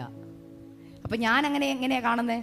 നമുക്ക് ആ മെസ്സേജിനെ എങ്ങനെയും കാണാം, നമ്മുടെ പോയിന്റ് ഓഫ് വ്യൂ പോലെ ഇരിക്കും. അപ്പം ഞാൻ വിചാരിച്ചു, അയ്യോ മറന്നിട്ടില്ല, സന്തോഷത്തോടെ. അപ്പോൾ ഞാൻ പറഞ്ഞു, അയ്യോ മോളെ എന്നെ ഓർത്തല്ലോ, നന്ദി, എന്തുകൊണ്ട് വിശേഷം എന്നൊക്കെ ചോദിച്ചിട്ട് ഞാൻ പറഞ്ഞു, മോളെ എന്ത് പറ്റി മാം ഇപ്പം എന്നെ ഓർക്കാൻ? ഞാൻ പറഞ്ഞു, മോളെ എനിക്കൊരു കാര്യം മോളോട് പറയാനുണ്ട്. ഞാൻ ഈ ദിവസങ്ങളിൽ ദൈവസന്നിധി പ്രാർത്ഥനയിലിരിക്കുക. ഞങ്ങൾ വിശ്വസിക്കുന്ന ഞങ്ങളുടെ കർത്താവ് എന്നോട് പറഞ്ഞു, എൻ്റെ വാക്കുകൊണ്ട് മോളും വേദനിച്ചിട്ടുണ്ടെന്ന്. എനിക്കറിയാം അങ്ങനെയൊന്നും ഇല്ലെന്ന്, കേൾക്കണേ, എനിക്കറിയാം. ഇത്രയും വർഷമായില്ലേ, മോൾ ഇതൊക്കെ ഓർക്കുന്നുണ്ടോ എന്ന് പോലും എനിക്കറിയത്തില്ല. പക്ഷെ എന്നെ ഓർപ്പിച്ചോണ്ട് ഞാനങ്ങ് പറയുക, എന്തെങ്കിലും വാക്കുകൊണ്ട് വേദനിച്ചിട്ടുണ്ടെങ്കിൽ സോറി. എന്നോട് ദൈവനാമത്തിൽ ക്ഷമിക്കണം. എന്നിട്ട് ഞാൻ അവിടെ നിന്ന് പരിശുദ്ധാത്മാവോട് പറയാം, ഈ കൊച്ചിതൊക്കെ മറന്നു കാണും, ഇതൊക്കെ എൻ്റെ തോന്നലായിരിക്കും. പെട്ടെന്ന് കൊച്ചിൻ്റെ റിപ്ലൈ എനിക്ക് വരിക. പിറ്റേ ദിവസം രാവിലെയാണ് വന്നത്. റിപ്ലൈ ഒരു വലിയ പാരഗ്രാഫാണ്. മോളുടെ ആദ്യത്തെ ചോദ്യം, മാം ഞാൻ ഒരിക്കലും മാമിനെ മറക്കത്തില്ല. ഞാൻ ജീവിതത്തിൽ മറക്കാത്ത കുറച്ച് പേരുണ്ട്, അതിലൊരു മുഖമാണ് മാമിൻ്റെ മുഖം. അയ്യോ, അപ്പോൾ ഭയങ്കര സന്തോഷമായി. എന്നെ മറക്കത്തില്ലല്ലോ. താഴോട്ട് വായിച്ചാലേ അറിയത്തുള്ളൂ. അപ്പോൾ എന്നോട് അടുത്ത ക്വസ്റ്റ്യൻ, മാം എൻ്റെ ഓട്ടോഗ്രാഫ് വായിച്ചായിരുന്നോ? ഞാൻ പറഞ്ഞു, മോളെ ഇല്ല, ഞാൻ സ്റ്റേപ്പിൾ ചെയ്തിട്ടുണ്ടായിരുന്നു. ഞാൻ പറഞ്ഞു, അതെ എനിക്ക് വായിക്കാൻ സമയം ഒത്തിരി പിള്ളേർ എഴുതിയിട്ടുണ്ട്, വായിച്ചില്ല മോനെ. അത് വായിച്ചിരുന്നെങ്കിൽ ചിലപ്പോൾ മാം ഈ ക്വസ്റ്റ്യൻ എന്നോട് ചോദിക്കത്തില്ലായിരുന്നു. അതിനകത്ത് ഞാൻ എല്ലാം വിശദമായിട്ട് എഴുതിയിട്ടുണ്ടായിരുന്നു. ഞാൻ പറഞ്ഞു, വായിച്ചില്ല. മാം അറിഞ്ഞിട്ടില്ലാത്തതുകൊണ്ട് ഞാൻ പറയാം, ഈ ലോകത്ത് ഞാൻ വെറുക്കുന്നവരിൽ ഒരാളാണ് മാം. നമ്മുടെ വിചാരം നമ്മളോട് എല്ലാവർക്കും ഭയങ്കര സ്നേഹമാണെന്നാ. ഇവിടെ തിരിച്ച് സ്നേഹിക്കാൻ്റെ സ്തോത്രമൊക്കെ തരുമ്പോൾ വിചാരം എന്നാ എല്ലാവർക്കും നമ്മളെ ഇഷ്ടമാണെന്നല്ലേ. ഹൃദയത്തിലെ സത്യം ദൈവം കാണുന്നുണ്ട്. ദൈവം പറയുക, ഈ മോളെന്നോട് പറയാ, ഞാൻ എന്ത് ചെയ്തിട്ടില്ല, മറന്നിട്ടില്ല. എന്നിട്ട് എഴുതി വെച്ചിരിക്കുന്ന ഒരു ചോദ്യം എന്നെ ചിന്തിപ്പിച്ചു. എന്നോട് ചോദിക്കാം, മാം ഇപ്പം അയച്ച മെസ്സേജ് പറയുക, ദൈവം മാമിനോട് പറഞ്ഞ എൻ്റെ ഹൃദയം വേദനിച്ചെന്ന്. അതെങ്ങനെയാ മാം? മാമിൻ്റെ ദൈവം യേശുവും എൻ്റെ ദൈവം കൃഷ്ണനും അല്ലേ? കേൾക്കണം. ദൈവം നമ്മളോടൊരു കാര്യം ചെയ്യാൻ പറയുമ്പോൾ ദൈവത്തിൻ്റെ കാഴ്ചപ്പാട്. എന്നിട്ട് എന്നോട് പറയാ, മാം ഞാൻ മാമിൻ്റെ കൂടെ അല്ലേ കോളേജിൽ പഠിച്ചത്. നിങ്ങളെ പെന്തിക്കോസ്തുകാരുടെ കോളേജിൽ എപ്പോഴും ഞാൻ കേൾക്കുന്നൊരു വാക്കാ, ജീവനുള്ള ദൈവം, ജീവനുള്ള ദൈവം, ജീവനുള്ള ദൈവം എന്ന്. പക്ഷേ ഇന്ന് മാമിൻ്റെ മെസ്സേജിൽ നിന്ന് എനിക്ക് മനസ്സിലായി, നിങ്ങളുടെ ദൈവം ജീവനുള്ള ദൈവമാണ്. അടുത്ത മറുപടി കേൾക്കണം. കാരണം ഒരു ഹിന്ദു ആയിരുന്ന എൻ്റെ ഹൃദയത്തിൻ്റെ മുറിവ് ദൈവം കണ്ടല്ലോ. നിങ്ങൾക്ക് അധികം സ്തോത്രം പറയത്തില്ല. അതായത് ഹിന്ദുവിനെ വേദനിപ്പിച്ചിട്ട് അക്സ ഇത്രയും നാൾ ഇവിടെ നിന്ന് ആരാധിച്ചത്. ദൈവം പറയുകയാ, അവളുടെ ഹൃദയത്തിന്റെ വേദനയെ ഞാൻ കാണുന്നുണ്ടെന്ന്. പെന്തിക്കോസ്തുകാരുടെ മാത്രം ദൈവമല്ല യേശു. അത് ദൈവം എന്നെ പഠിപ്പിച്ചത്. ഹല്ലേലൂയ. യെശയ്യാ പ്രവാചകന്റെ പുസ്തകത്തിൽ ഇങ്ങനെ വാക്കുണ്ട്, ഞാൻ സർവ്വ ജഡത്തിന്റെയും, ഇരമ്യാവിനകത്ത്, ഞാൻ സർവ്വജഡത്തിന്റെ ദൈവമായ. സർവ്വജഡം എന്ന് പറയുമ്പോൾ ഹിന്ദു ഇല്ലേ, മുസ്ലിം ഇല്ലേ? ക്ഷമ പറഞ്ഞു. മോള് പറയാം, മാം ഇപ്പോഴാണ് എൻ്റെ മനസ്സ് ഫ്രീ ആയത്, എനിക്ക് മാമിനോടുള്ള ഇഷ്ടം കൂടി. താങ്ക് യു, തെറ്റ് തിരുത്തിയതിന് നന്ദി. ഇന്നും ആ കുഞ്ഞ് എന്നോട് മെസ്സേജൊക്കെ അയക്കും കേട്ടോ. ഞാൻ പറഞ്ഞതിൻ്റെ സാരം, എൻ്റെ ആ ഒരൊറ്റ വാക്ക് ആ കുഞ്ഞിനെ ക്രിസ്തുവിനെ അറിയാനിടയായത്. അവളുടെ വാഗുകൊണ്ട് അവൾ പറഞ്ഞു, ക്രിസ്തു ജീവനുള്ള ദൈവമാണ്. ഞാനിന്ന് പറയാൻ കാരണം, നമ്മുടെ വാക്കുകൊണ്ട് മറ്റുള്ളവർ മുറിപ്പെടുമ്പോൾ ഓർത്തോ കണക്ക് കൊടുക്കേണ്ടി വരും കേട്ടോ. അടുത്ത വാക്ക് പെട്ടെന്ന് പറയാം സിസ്റ്റർ, ഒന്ന് പറഞ്ഞ അടുത്ത വാക്ക് എന്തുവാ? എല്ലാ ദുഷ്ടതയും, എല്ലാ ചതിവ്. എന്താ ചതിവ്? നമ്മൾ പറയും നമ്മൾ ആരെയും അല്ല, അങ്ങനെ പറയുന്നവരല്ലേ ഇവിടെ ഉള്ളവർ. ഞാനും പറഞ്ഞു, ഞാൻ ആരെയും ചതിച്ചിട്ടില്ല. ദൈവം പറഞ്ഞു, സത്യമാണ്. അന്തർവാഹകത്തിലെ സത്യം അറിയാവുന്ന ദൈവം പറയാ, നീ രണ്ടുപേരെ ചതിച്ചോണ്ടിരിക്കുക. ഒന്ന് നിന്നെ, രണ്ട് ദൈവത്തെ. അയ്യോ അത് സാരമില്ലല്ലേ, വേറെ ആരെയും ചതിച്ചിട്ടില്ലല്ലോ. ഭയാനകവാ. നമ്മളെ തന്നെ ചതിക്കുന്ന എങ്ങനെയാണെന്നറിയാമോ? ബൈബിളിലൊരു വാക്യമുണ്ട്, വചനം കേട്ടിട്ട് അത് പ്രമാണിക്കാത്ത ഏവനും തന്നെ തന്നെ എന്ന് വെച്ചാൽ എന്തുവാ? സ്വർഗത്തിൽ പോകൂന്ന് പറഞ്ഞ ഇവിടെ വന്നിരിക്കുന്നത്. കർത്താവ് വരുമ്പോ അതേ പോകൂന്നാ പാടിയത്. കർത്താവ് പറയാ, നീ കേട്ട വചനം പ്രമാണിക്കാതെ എങ്ങനെ ഇങ്ങോട്ട് വരുന്നേ? മനസ്സിലായോ? കേട്ട വചനം പ്രമാണിക്കാത്തവർ പോവുമോ കർത്താവിന്റെ വരവെങ്കിൽ? പോകുന്നുള്ളൊരു കൈവക്കിക്ക്.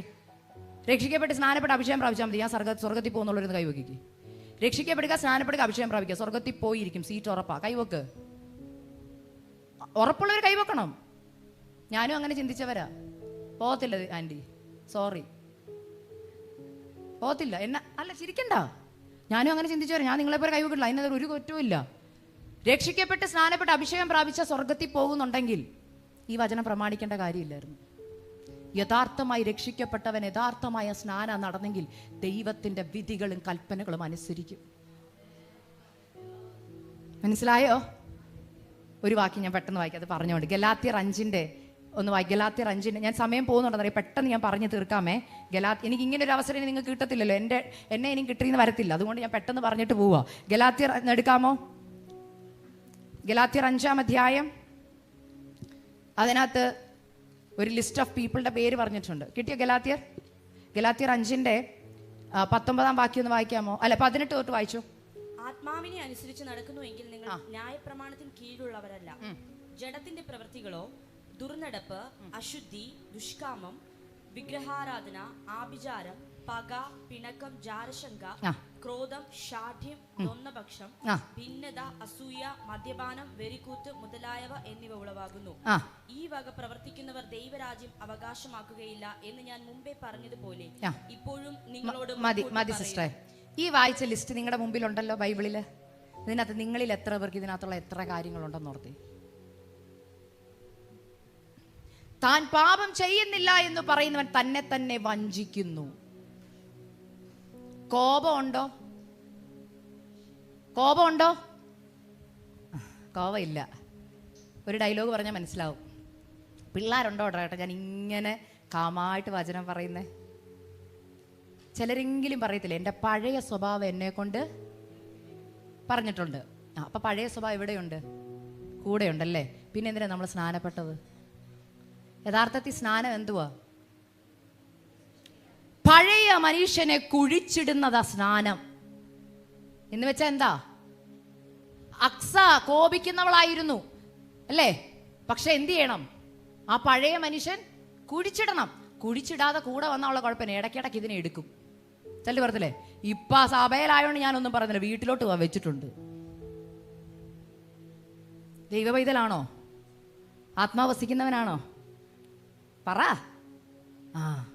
കോപം, ക്രോധം, പിന്നെ ഈർഷ്യ, ഇഷ്ടക്കേട്, അസൂയ. അസൂയ ഉണ്ടോ? ചിന്തിക്കണേ. അടുത്തത് പിന്നെന്തൊക്കെയാ? നിങ്ങളിലുള്ളത് പറ, നമ്മളിലുള്ളത് പറ. നിങ്ങളെന്നല്ല, നമ്മളിലൊക്കെ ഇതുണ്ട്. എന്തുവാ? കോപം, ക്രോധം, ശാഠ്യം. ഇവിടെ ഇരുന്ന് ഇത്രയും ചങ്ക് പൊട്ടി വചനം പറഞ്ഞാലും ഇതൊന്നും എന്നെ ഏശത്തില്ലെന്ന് പറഞ്ഞ് ശാഠ്യം പിടിച്ചിരിക്കുന്ന ഒരു ഇതിനകത്തുണ്ട്. പിന്നെ ദ്വന്ദ്വപക്ഷം എന്ന് പറഞ്ഞു, രണ്ട് പക്ഷത്ത് നിൽക്കും. എന്നെ കാണുമ്പോൾ പറയും സിസ്റ്റർ നല്ല മെസ്സേജ് മാറി എന്നിട്ട് പറയും അത് എന്നെ കൊച്ചു വന്ന് പ്രസംഗിച്ചിട്ട് പോയി. പാസ്റ്ററെ കാണുമ്പോൾ കയ്യും കൊടുക്കും, പിന്നെ ഇരുന്ന് കുറ്റവും പറയും. ഓക്കെ. പിന്നെ ഭിന്നത. സഭയെ ഭിന്നത ഉണ്ടാക്കുന്നവർ ഒത്തിരി പേരുണ്ട്. വീട്ടിൽ ഭിന്നത ഉണ്ടാക്കുന്നവരാ കൂടുതലും. അതിൽ നമ്മൾ സ്ത്രീകൾ മുൻപന്തിയില്ല. അമ്മായിയമ്മ ഒരു കാര്യം പറഞ്ഞു, അത് എന്ന് ഭർത്താവിനോട് പറയാതിരിക്കുന്നതാ സമാധാനം ഉണ്ടാക്കുന്ന മരുമകളുടെ ലക്ഷണം. അമ്മായിമ്മയുടെ മാനസാന്തരത്തിനു വേണ്ടി പ്രാർത്ഥിക്കുന്നതാ നമ്മുടെ ലക്ഷണം.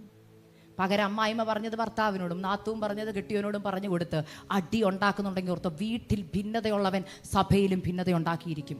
കർത്താവ് പറയും ഇവിടെ ഭിന്നതയുള്ളവൻ സ്വർഗത്തിലോട്ട് വരികയേ വേണ്ട, അവിടെ ഇരുന്നു.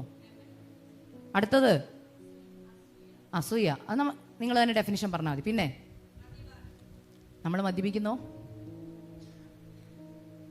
അയ്യോ എല്ലാവരും എന്നെ തുറിച്ചു നോക്കും. നിങ്ങൾ മദ്യപിച്ചെന്ന് ഞാൻ പറഞ്ഞില്ല, അത് നിങ്ങൾക്കേ അറിയത്തുള്ളൂ. ഇന്ന് പെന്തക്കോസ്തുകളിൽ മദ്യപിക്കുന്നവരുണ്ട്. കാരണം എനിക്ക് കിട്ടുന്ന പ്രാർത്ഥനാ വിഷയത്തിൽ പേര് പറയാതെ ഒത്തിരി പേര് പറയും സിസ്റ്ററെ പറയാൻ പറ്റത്തില്ല, എൻ്റെ ഭർത്താവ് മദ്യപാനിയാ. പക്ഷേ ചർച്ച് വർഷിപ്പ് ലീഡ് ചെയ്യും കേട്ടോ. ചർച്ച് വർഷിപ്പിൽ ലീഡ് ചെയ്യും, പാട്ടും പാടും, ആരാധിക്കും, എല്ലാത്തിനും മുമ്പിലുണ്ട്. പക്ഷെ വീട്ടിൽ കള്ളു കുടിക്കുമെന്ന്.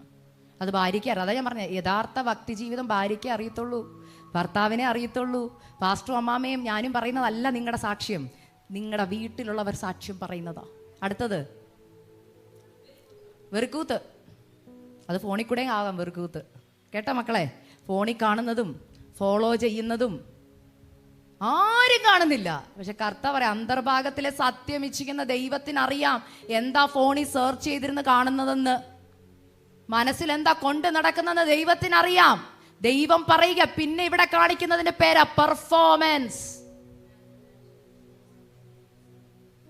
കപട ഭക്തി ദൈവം വെറുക്കുന്നു. ലൂക്കോസ് 12 പറയുക പരീശന്റെ പുളിച്ചമാവ് വിട്ടോടാൻ നിക്കരുത് അവിടെ. ദൈവമക്കളെ, പെന്തക്കോസ്തുകാരെന്നുള്ള പേരിട്ടിട്ട് അശുദ്ധമായി അത് ചെയ്താൽ ദൈവനാമം ദുഷിക്കപ്പെടുകയാ. അനീതി കൊണ്ട് സത്യത്തെ തടുക്കുന്നവരുടെ മേൽ ദൈവത്തിന്റെ കോപം വരും എന്നൊരു വാക്യമുണ്ട്. പലർക്കും അതിന്റെ അർത്ഥം അറിയത്തില്ല.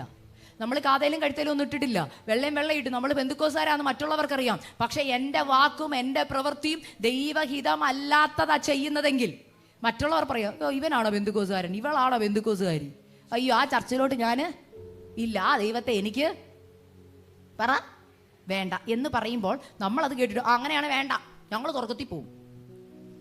കർത്താവ് മാറി എന്നിട്ട് പറയുക നീ കാരണം ആ വ്യക്തി എന്നെ അറിയുന്നില്ല.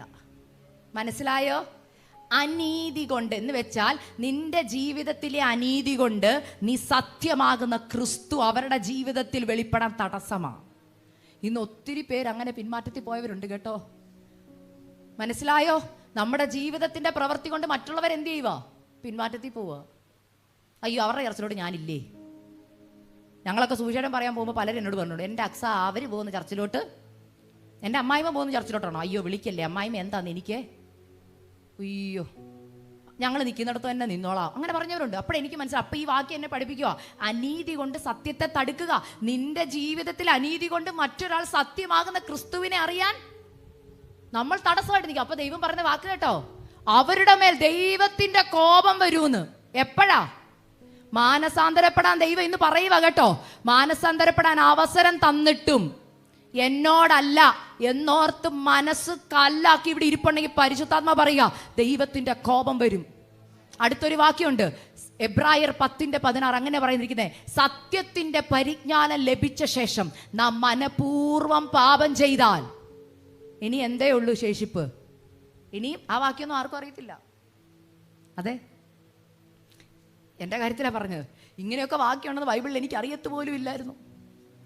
നമുക്കറിയാവുന്ന വാക്യം അബ്രഹാമിനോട് പറഞ്ഞതും ഇസ്ഹാക്കിനോട് പറഞ്ഞതും യാക്കോബിനോട് പറഞ്ഞതും ദൂതും ഉറപ്പുള്ളവനായിരിക്കുക, ധൈര്യമായിരിക്കുക എന്നൊക്കെയാ. ഈ വാക്യത്തിന്റെ കടിയിൽ അണ്ടർലൈൻ ചെയ്യേണ്ടത്, അടുത്ത തലമുറ ഇതാ പഠിപ്പിക്കേണ്ടത്. എന്താ? സത്യത്തിന്റെ പരിജ്ഞാനം ലഭിച്ച ശേഷം എന്ന് വെച്ചാൽ എന്താ? സത്യം അറിഞ്ഞു. ഇന്ന് നിങ്ങൾ ഒരു സത്യം കേൾക്കുക, ഇന്നൊരു സത്യം ഞാൻ ഇവിടെ നിന്ന് പറയുക, അതിന്റെ പരിജ്ഞാനം നിങ്ങൾക്ക് ലഭിച്ചു. ദുഷ്ടത ചെയ്യരുത്, ചതിവ് ചെയ്യരുതെന്ന് അറിഞ്ഞു, എന്നിട്ട് മനഃപൂർവ്വം പാപം ചെയ്യുക. ചിലരുണ്ട്, എനിക്കറിയാം, എന്നോട് പറഞ്ഞിട്ടുണ്ട്, ചില യൂത്ത് പറഞ്ഞിട്ടുണ്ട്, ചേച്ചി എനിക്കിത് പാപമെന്നറിയാം, പക്ഷെ ഞാൻ ചെയ്യും. ഞായറാഴ്ച എന്ന് ക്ഷമ പറഞ്ഞാൽ മതി. ആ വാക്യം ഒന്ന് വായിച്ചു തരാം സിസ്റ്ററെ, ഇല്ലെങ്കിലേ ഞാനത് പറഞ്ഞ ആൾക്കാർ എന്നെ ഇങ്ങനെ നോക്കും, അങ്ങനെയൊക്കെ ബൈബിളിൽ വാക്യം ഉണ്ടോ സിസ്റ്ററെ? സിസ്റ്റർ വെറുതെ പറയുക, അങ്ങനെ പറയണ്ട. ഞാൻ പറയാം, 10:26 എബ്രായർ 10:26 ഉറക്കെ ഒന്ന് വായിച്ചേ.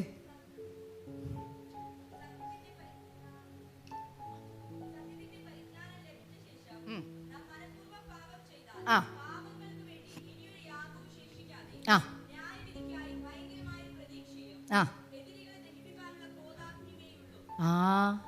ഇനി ആര് സ്വർഗത്തിൽ നിന്ന് നമ്മുടെ പാപത്തിന് വേണ്ടി മരിക്കാനുണ്ടോ? സ്വർഗത്തില് ഉണ്ടോ?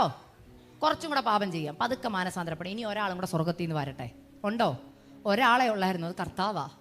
വന്നു, മരിച്ചു, അടക്കപ്പെട്ടു, ഉയർത്തെഴുന്നേറ്റു. തൻ്റെ വാമൊഴിയാൽ എങ്ങനെ സഭ ജീവിക്കണമെന്ന് നമുക്ക് ആലോചന തന്നിട്ടാ പോയത്. കൂടെ പരിശുദ്ധാത്മാവിനെയും തന്നു. എന്നിട്ട് പരിശുദ്ധാത്മാവ് കുറ്റബോധം തന്നിട്ടും പിന്നെയും പിന്നെയും സത്യം അറിയിച്ചിട്ടും അത് പിന്നെയും കളിയാക്കി, പോട്ടെ എനിക്കിത് ബാധകമല്ല, ഞാൻ പിന്നെയും പറയും, ഞാൻ ഇനിയും പാപം ചെയ്യും. മനഃപൂർവ്വം ചെയ്യുന്ന പാപത്തെക്കുറിച്ച് ദൈവം പറയുക, ഇനി ഒരു യാഗം ശേഷിച്ചിട്ടില്ല, ഇനി ഒന്നേ വെച്ചിട്ടുള്ളൂ, ക്രോധാഗ്നി. അതായത് ഞാനും പണ്ട് വിചാരിച്ചിട്ടിരുന്നേ, നമ്മൾ പാപമൊക്കെ ചെയ്തിട്ട് കർത്താവാ നമ്മളെ തൂക്കിയെടുത്ത് നരകത്തിലിടുന്നെന്നാ. ഞാൻ അങ്ങനെ വിചാരിച്ച ആളാ. കർത്താവ് പറഞ്ഞ അല്ല, നീ തന്നെ നരകത്തിലോട്ട് പോവുക വീസ എടുത്ത്. അതായത് എനിക്കറിയാം ഈ വഴി സ്വർഗത്തിനുള്ളതാ, ഞാൻ എന്ത് ചെയ്യണം? ആത്മാവിനെ അനുസരിച്ച് നടക്കണം. പക്ഷെ ഞാനൊരു തീരുമാനം എടുക്കുക, ഞാൻ പാപം ചെയ്യും, എനിക്ക് ആ പാപം വിടാൻ പറ്റത്തില്ല, അതിനൊരു സുഖമുണ്ട്. അപ്പം മനഃപൂർവ്വം അറിഞ്ഞിട്ടും പാപം ചെയ്തുകൊണ്ടിരുന്ന ഞാനാണ് എങ്ങോട്ട് പോകുന്നത്? അല്ല, കർത്താവ് എന്നെ തൂക്കിയെടുത്ത് കൊണ്ട് ഇടുവാണോ? ആണോ? അല്ല, ഞാൻ തന്നെ നരകത്തിനുള്ള വഴി ചൂസ് ചെയ്യുക. അതാ ദൈവം പറഞ്ഞു, നിങ്ങൾക്ക് ചൂസ് ചെയ്യാം. ഇന്ന് ഈ ദൂത് കേട്ടിട്ട് മനസ്സ് കല്ലാക്കിയാണ് പോകുന്നത്, പൊക്കോ. പക്ഷെ ഇതിനകത്ത് ചിലരെ ദൈവം തൊടുന്നുണ്ട്, എനിക്കറിയാം. ദൈവാത്മാവ് വിവേചിക്കുന്നുണ്ട്, എനിക്കറിയാം. ചിലരുടെ ഹൃദയങ്ങളിലേക്ക് ഇത് പാപബോധം കൊണ്ടുവരുന്നുണ്ട്. ചിലപ്പോൾ ഒരു വ്യക്തിക്ക് വേണ്ടി, ഞാൻ പറയില്ല, ഒരു വ്യക്തിക്ക് വേണ്ടിയായിരിക്കും എന്നെ ഇവിടെ കൊണ്ടുവന്നത്. പെട്ടെന്ന് പറയാം, ചതിവ്, സ്വയം ചതിക്കുക, വചനം കേട്ടിട്ട് അനുസരിക്കാത്ത രണ്ട് ദൈവത്തെ എങ്ങനെയാ ചതിക്കുന്നത്? ദൈവത്തിന് വാക്ക് കൊടുക്കാതെ, വാക്ക് കൊടുത്തിട്ട് അത് ചെയ്യാതിരിക്കുന്നത് ചതിവാ. നമ്മൾ ആരെയാ ചതി എന്ന് വിളിക്കുന്നേ? മക്കള് പറഞ്ഞേ, ആരെയാ ചതി എന്ന് പറയുന്നേ? പാട്ടുപാടിയ മോള് പറഞ്ഞേ, ആരെയാ ചതി എന്ന് പറയുന്നേ? ഉറക്കെ പറ. പറഞ്ഞിട്ട് ചെയ്യാത്തവർ. ആന്റി പറഞ്ഞു, താങ്ക് യു. പറഞ്ഞിട്ട് ചെയ്യാത്തവര്. ഓ, എന്നാ ചതിയനാ? നാളെ 10 മണിയാകുമ്പോൾ ഇങ്ങോട്ട് വന്ന് 1000 രൂപ തരാമെന്ന് പറഞ്ഞു. എന്നിട്ട് പുള്ളി ചതിച്ചു. പിന്നെ പുള്ളിയെ നമ്മൾ വിളിക്കുന്ന പേരാണ്, ആണ്ടാ വരുന്നത് ചതിയൻ. അപ്പോൾ കർത്താവ് ഇന്ന് സ്വർഗത്തിൽ നിങ്ങളെയൊക്കെ ഹൃദയത്തിലെ സത്യം അറിയാവുന്ന ദൈവം നിങ്ങളെയൊക്കെ നോക്കുവാണ്. എന്ന് നോക്കിക്കേ, അപ്പനെ ഒന്ന് നോക്കിക്കേ. അപ്പാ എന്നെ എന്താ വിളിക്കുന്നേ? അപ്പൊ അപ്പൻ ചോദിക്കുക, വല്ല വാക്കും എനിക്ക് തന്നിട്ടുണ്ടോ? പിന്നെ എന്തോരം വാക്കാ അല്ലേ? ആദ്യം വാക്ക് കൊടുത്ത് എവിടാന്നറിയാം ആർക്കെങ്കിലും? സ്നാനപ്പെട്ട് വെള്ളത്തിൽ നിന്ന് കയറാൻ നേരത്ത് മരണ പര്യന്തം വിശ്വസ്തയായിരുന്നോളാം. വിശ്വസ്തയാണോ? പ്രാർത്ഥനയിൽ വിശ്വസ്തയാണോ? ജീവിതത്തിൽ വിശ്വസ്തയാണോ? കർത്താവുമായിട്ടുള്ള ബന്ധത്തിൽ വിശ്വസ്തയാണോ? കർത്താവ് ചോദിക്കുക, എന്തോ വിളിക്കണ്ട? പിന്നെ ചതിയെന്നല്ലാതെ എന്തോ വിളിക്കണ്ടേ? കർത്താവിന്റെ സന്നിധിയിൽ ആണ്ട്രതി യോഗത്തിലും ദൈവദാസന്മാർ കൈവെക്കാൻ പറയുമ്പോഴും ഇന്ത്യക്ക് വേണ്ടി പ്രാർത്ഥിക്കാൻ എത്ര പേര് തയ്യാറാ? ഉടനെ കൈവെക്കുക. ഓർക്കുന്നില്ല ദൈവസന്നിധിയിലാ പറയുന്നെന്ന്. ദൈവം ഇത് ഓരോന്നും കുറിച്ചിടുകയാ. ദൈവവേലയ്ക്ക് വേണ്ടി സമർപ്പിക്കുക, ഉടനെ കൈവെക്കുക. വാക്ക് കൊടുക്കുക. ഓരോ വാക്കും സ്വർഗം എഴുതി വെച്ചേക്കുകയാ. മക്കളെ, ഇനിയുള്ള ജനറേഷനോട് ഞാനൊരു കാര്യം പറയുക. നിങ്ങൾ വളരുമ്പോൾ സത്യമുള്ളവരായി വളരണം. കപടത പാടില്ല. ചർച്ചിലൊന്നും, വീട്ടിൽ മറ്റൊന്നും, സ്കൂളിൽ മറ്റൊന്നും, കോളേജിൽ മറ്റൊന്നുമായിട്ട് ജീവിക്കുന്ന കർത്താവ് പറയും, മക്കളെ കപടഭക്തി പാടില്ല.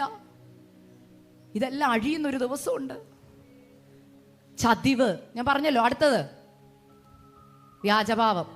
അത് ഞാൻ പറയാതെ പോകത്തില്ല. സോറി, ഇറക്കി വിടുന്നിടം വരെ ഇവിടെ നിന്ന് പ്രസംഗിക്കും. ദൈവം ഏൽപ്പിച്ചത് പറയാതെ പോയി. ലെറ്റർ പകുതി വരെ വായിച്ചിട്ട് പോകാൻ പറ്റുമോ? വിശക്കുന്നവരൊക്കെ ഒന്ന് കൈ വെക്കണേ. ഇങ്ങനെ കാണിച്ചാൽ മതി. ഞാനും നിങ്ങൾ മാത്രമേ കാണത്തുള്ളൂ. തന്നെ എഴുന്നേറ്റ് പോക്കും. ഫുഡുണ്ടോ? വീട്ടിൽ പോയാണോ കഴിക്കുന്നത്? എന്നാൽ നിങ്ങളെല്ലാം ഇവിടെ ഇരുന്നു. അപ്പോൾ അതൊക്കെ ഇന്ന് ഒരു ദിവസം ഉപയോഗിച്ചു കൊണ്ട് കുഴപ്പമൊന്നുമില്ല. അകത്തുള്ള സർജറി അല്ലേ. സർജറി എപ്പോൾ കഴിയുന്നു ഡോക്ടറിന്? ദൈവമേ, എന്നെ ഉരുട്ടി കാണിക്കുന്ന കണ്ണൊക്കെ മരിയാക്കി. ഷുഗർ താഴും. ഇപ്പോൾ ഷുഗർ ഒന്നും താഴത്തില്ല. ഇന്ന് മാനസാന്തരത്തിൻ്റെ ദിവസമാണ്. ഇന്ന് ചിലർ ഇവിടെ അഭിഷേകം പ്രാപിക്കും. അകത്തുള്ള അശുദ്ധിയൊക്കെ പുറത്തു പോയി കഴിയുമ്പോൾ ദൈവത്തിൻ്റെ ആത്മാവ് ഇറങ്ങി വരും ഇന്നിവിടെ. മനസ്സിലായോ? ഷുഗർ തന്ന ആരും ഇവിടെ മരിച്ചു പോകത്തില്ല കേട്ടോ. ഞാൻ ഉപവാസത്തോടെ വന്നേക്കുന്നത്. എനിക്കറിയാം പരിശുദ്ധാത്മ ഇവിടെ ചിലത് ചെയ്യുന്നു എന്നോട് പറഞ്ഞതുകൊണ്ട്. വ്യാജഭാവം, അതാ ഞാൻ മുമ്പോട്ട് വന്നത്. എന്താ മക്കളെ വ്യാജഭാവം? ഇന്ന് വ്യാജന്മാരുടെ കാലമല്ലേ അല്ലേ? തേനിന്റെ വ്യാജം അല്ലേ? ഇന്നലെ ഞങ്ങളുടെ വീട്ടിൽ ഒരാൾ വന്നപ്പോൾ ഞാൻ ഇച്ചിരി തേൻ കൊടുത്തു. അപ്പോൾ പുള്ളിക്കാരൻ പറയാം, ഇത് ഒറിജിനൽ അല്ലെന്ന്. ഞാൻ പറയാം, 1000 രൂപ കൊടുത്ത് മേടിച്ചാ. മോളെ, ഇത് ഒറിജിനൽ അല്ല. ഞാൻ ചോദിച്ചാൽ അതെന്താ? കണ്ടാ ഒറിജിനൽ ആണല്ലോ, മധുരം ഉണ്ടല്ലോ. എന്നാൽ ഒരു ഗ്ലാസ്സിനകത്ത് വെള്ളം എടുത്തുണ്ടോ, ഒന്ന് ഒഴിച്ച് നോക്കാന്ന് പറഞ്ഞു. ഒഴിച്ച് നോക്കിയപ്പോൾ അതാണ്ട് കളറൊക്കെ താഴോട്ട് ഇറങ്ങുന്നു. ഇത്രയും നാളും അതാ കുടിച്ചത്, തേനാന്നും പറഞ്ഞു. അതാ പറഞ്ഞ വ്യാജഭാവം. ഇരിപ്പ് കണ്ടാൽ എന്നാ തേനാ അല്ലേ? എന്താ യഥാർത്ഥ വ്യാജഭാവം എന്നറിയാവോ? ഞാൻ പറഞ്ഞേ, കപടഭക്തി. വീട്ടിലൊന്നും ചർച്ച വേറൊന്നും. നമ്മുടെ രഹസ്യമുറിയിൽ നമ്മൾ എന്താണോ അതാ നമ്മൾ ശരിക്കും. നമ്മൾ എന്താ ചിന്തിക്കുന്നത് അതാ ഞാൻ. അതാ ഞാൻ പറഞ്ഞു, നിങ്ങൾക്ക് എന്നെ ഞാൻ തുറന്നു പറയാ, ഇവിടെ ഇരുന്ന് അക്സസിനെ മാർക്കിടരുത്. അയ്യോ ഭയങ്കര വിശുദ്ധയാണെന്നൊന്നും പറയല്ലേ. ഞാൻ കുറവുള്ളവളാ, എനിക്ക് കുറവുണ്ട്. ഇന്നും ചില കുറവിൻ്റെ മേ പ്രാർത്ഥിച്ച് ജയം എടുക്കാൻ. അതിനകത്തൊന്നാ കോപം. എനിക്കുണ്ട് കോപം. ഉപവസിച്ചുകൊണ്ടിരിക്കും അതിൻ്റെ മേലെ ഒന്ന് ജയം എടുക്കാൻ. ഇവിടെ നല്ല പ്രസംഗമൊക്കെ കഴിഞ്ഞ് വീട്ടിലോട്ട് ചെല്ലുമ്പം എൻ്റെ കുരുത്തം കെട്ട പിള്ളേരൊക്കെ ഫ്രണ്ടിൽ വന്ന് നിൽക്കുമ്പോഴാണ് അറിയുന്നത് ഇപ്പം പ്രസംഗിച്ച ക്ഷമയും സ്നേഹമൊക്കെ ഉണ്ടോ എന്ന്. അതാ ഞാൻ പറഞ്ഞത്, നിങ്ങൾക്ക് ആർക്കും എന്നെ അറിയത്തില്ലെന്ന് പറഞ്ഞു. അതാ ഞാൻ പറഞ്ഞത്, എൻ്റെ ഭർത്താവിനും എൻ്റെ മക്കൾക്ക് എന്നെ അറിയത്തുള്ളൂ. അതാ പറഞ്ഞത്, ഈ ഇരിക്കുന്ന ഭാവം കണ്ടിട്ടൊന്നും ഒറിജിനലാണെന്നൊന്നും പറയാൻ നിങ്ങൾക്ക് ആർക്കും അറിയത്തില്ല. നമ്മുടെയൊക്കെ ഒറിജിനാലിറ്റി പൊളിക്കുന്നൊരു ദിവസമുണ്ട്. എന്താണെന്നറിയോ? വെള്ളസിംഹാസനത്തിൻ്റെ മുമ്പിൽ പേര് വിളിക്കും. എന്താ വിളിക്കാൻ പോകുന്നേ? നല്ലവളും. ആരെ വിളിക്കും? നല്ലവളും വിശ്വസ്തരും ആയവരെ. അത് ഇന്നാകാൻ ദൈവം നിങ്ങളെ വിളിക്കുവാ. മനസ്സിലായി? ഇല്ലെങ്കിൽ വിളിക്കുന്ന പേരെന്തൊക്കെയാ? ദുഷ്ട, ചതിയൻ. പിന്നെ അടുത്ത വ്യാജഭാവം. എന്താ വ്യാജഭാവം? ഉദാഹരണം, KCA സിസ്റ്റർ. ഞാൻ KCA സിസ്റ്ററുടെ പേര് പറഞ്ഞിട്ടൊന്നും തോന്നല്ലേ. എനിക്ക് മോളെ പേരെ എനിക്ക് അറിയത്തുള്ളൂ. വേറൊരാൾ എന്നെ വിളിച്ചു, പക്ഷെ ആ പേര് ഞാൻ സേവ് ചെയ്തില്ല. എന്നോട് ക്ഷമിക്കണം കേട്ടോ. എന്നോട് ക്ഷമിക്കണേ. ഇനി എവിടെയോ ഉണ്ടെന്ന് തോന്നുന്നു. ക്ഷമിക്കണേ. ദൈവസന്നിധി എന്ന് പറയാം, ക്ഷമിക്കണം.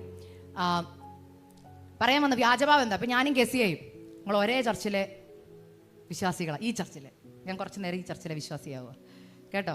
അപ്പം ഒരുമിച്ചായിരിക്കുന്നത്. ഒരു ദിവസം എനിക്കും സിസ്റ്ററും തമ്മിൽ ഒരു വാക്ക് എന്തോ ഒരു ഇഷ്ടക്കേട് വന്നു. എനിക്ക് ഭയങ്കരമായിട്ട് ദേഷ്യം വന്നു. പഴയ സ്വഭാവം. ഇഷ്ടക്കേട് വന്നു, ദേഷ്യം വന്നു. മാറ്റി നിർത്തി 2 എണ്ണം പറഞ്ഞു KCAയ്ക്കും ദേഷ്യം വന്നു. KCA 2 എണ്ണം എന്നെ പറഞ്ഞു. പക്ഷെ KCA നല്ല കൊച്ചായിരുന്നു. KCA വീട്ടിൽ ചെന്നിട്ട് പ്രാർത്ഥിക്കായിരുന്നു. അപ്പോൾ കുറ്റബോധം വരാൻ തുടങ്ങി. അപ്പോൾ കെസിയ ഫോൺ എടുത്തിട്ട് എന്നെ വിളിച്ചിട്ട് പറഞ്ഞു, അക്സ ചേച്ചി എന്നോട് ക്ഷമിക്കണം, എനിക്ക് എന്ത് വന്നു, ദേഷ്യം വന്നു. എന്നെ എന്തിനാ അങ്ങനെ പറഞ്ഞു, എനിക്ക് നല്ല ദേഷ്യം വന്നു, ചേച്ചി എന്നോട് ക്ഷമിക്കണം. അപ്പം നമ്മൾ പറയുന്ന ഒരു അടുത്ത വ്യാജഭാവത്തിൻ്റെ ആദ്യത്തെ ലക്ഷണമാണ് ഫസ്റ്റ് സിംറ്റം. കോവിഡിൻ്റെ ആദ്യത്തെ സിംറ്റം ഇല്ല, അതുപോലത്തെ ഫസ്റ്റ് സിംറ്റം എന്താണെന്നറിയോ? അയ്യോ അതൊക്കെ ഞാൻ അപ്പോഴേ വിട്ടു, അയ്യോ അതിനൊന്നും സോറി പറയണേ, എനിക്ക് നിന്നെ അറിയത്തില്ലേ. വിട്ടു, സത്യം വിട്ടു. അപ്പൊ കൊച്ചു വിചാരിച്ചു വിട്ടെന്ന്. കൊച്ച് ദൈവസന്നിധി നീതിയുള്ളവളായി, ദൈവത്തോടും പറഞ്ഞു, കർത്താവേ എനിക്ക് അപ്പോഴത്തെ ദേഷ്യത്തിൽ ഞാൻ അക്സ ചേച്ചിയെ പറഞ്ഞു ക്ഷമിക്കണം. കൊച്ചു നീതിയുള്ളവളായി. ഇനി അക്സ ഇനി എന്ത് ചെയ്യണം? ക്ഷമ കൊടുക്കണം, വാക്കാലല്ല. അർത്ഥം മനസ്സിലാവുന്നുണ്ടോ? നമ്മുടെ വിചാരം വാക്കാ കൊടുക്കുന്നോ ക്ഷമയെന്ന്? അല്ല. കുറിവാക്കി ഓർമ്മയുണ്ടോ? അന്തർഭാഗത്തിലെ സത്യമല്ലോ നീ ഇച്ഛിക്കുന്നു. അത് മറന്നു പോവല്ലേ? വാക്കാൽ പറഞ്ഞപ്പോ കെസിയ വിചാരിച്ചു, ഉയ്യോ നല്ല ചേച്ചി ക്ഷമ തന്നു, ഇനി എൻ്റെ ഹൃദയം ദൈവം നോക്കുക. എങ്ങനെയാ? അങ്ങനെ ഇരിക്കുമ്പോൾ കെസിയായിക്ക് ഒരു സങ്കടം. കുറിച്ചിയിൽ നിന്ന് മൂലയിടത്തിൻ്റെ വീട്ടിൽ ഇച്ചിരി കപ്പയും മീനും ഒക്കെ ആയിട്ട് വരിക. ചേച്ചിയുടെ പിണക്കം മാറണം. പണ്ടൊക്കെ ഞങ്ങൾ അങ്ങനെ ആയിരുന്നു, ഒരുമിച്ചിരുന്ന് അല്ലേ ചായയും കപ്പയൊക്കെ കഴിച്ചുകൊണ്ടിരുന്ന. ഇനി ഉണ്ടോയെന്ന് അറിയണ്ടേ? നമ്മളങ്ങനെയല്ലേ, ചില പണക്കമൊക്കെ മാറ്റാൻ കേക്കും ഡയറി മിൽക്കൊക്കെ മേടിച്ചുകൊണ്ട് പോകത്തില്ലേ? അതുപോലെ കപ്പയും മീൻകറിയൊക്കെ ആയിട്ട് വീട്ടിൽ വരിക. അപ്പോൾ ഞാൻ വീട്ടിൽ ഇരുന്ന് എൻ്റെ പപ്പായോടും മമ്മിയോടും കെസിയുടെ കുറ്റം പറഞ്ഞുകൊണ്ടിരിക്കുക. രാവിലെ വിളിച്ചേക്കുന്നു, അവളുടെ ഒരു സോറി. എന്തും പറഞ്ഞിട്ട് പിന്നെ എന്ത് പറഞ്ഞാൽ മതി? സോറി പറഞ്ഞാൽ മതി. സോറി പറഞ്ഞേക്കുന്നു. അവൾ എന്നാ പറഞ്ഞെന്ന്? അവൾ അങ്ങനെ ഇരുന്നാൽ എന്നൊക്കെ എന്നെ പറഞ്ഞത് അവിടെ മനസ്സിലിരിപ്പ് എനിക്ക് മനസ്സിലായി. ഇനിമേലാൽ എനിക്ക് അവളുടെ സ്വഭാവമൊക്കെ എനിക്കറിയാം എങ്ങനെ നിൽക്കണമെന്ന്. ചിലരൊക്കെ ചിരിക്കുന്നുണ്ട്. ദൂതേറ്റെടുക്കുക. മനസ്സിലായോ? അപ്പോഴാണ് കോളിംഗ് ബെൽ അടിച്ച്. മമ്മി പറഞ്ഞു, അക്സ നീ പോയി ഡോറ് തുറക്ക. കൊച്ചു സർപ്രൈസ് തന്നാ. ഡോറ് തുറന്നപ്പോൾ ദാണ്ട് നിൽക്കുന്ന കെസിയ ഫ്രണ്ടിൽ. അതുവരെ എന്തോ പറഞ്ഞേ? ദുഷ്ട അല്ലേ? അതെ മോനെ ദുഷ്ട, അവൾ എന്നെ അങ്ങനെ പറഞ്ഞു ഇങ്ങനെ പറഞ്ഞു. കെസിയയെ കാണുമ്പോൾ അക്സ കാണിക്കുന്ന ഒരു ഭാവമുണ്ട്.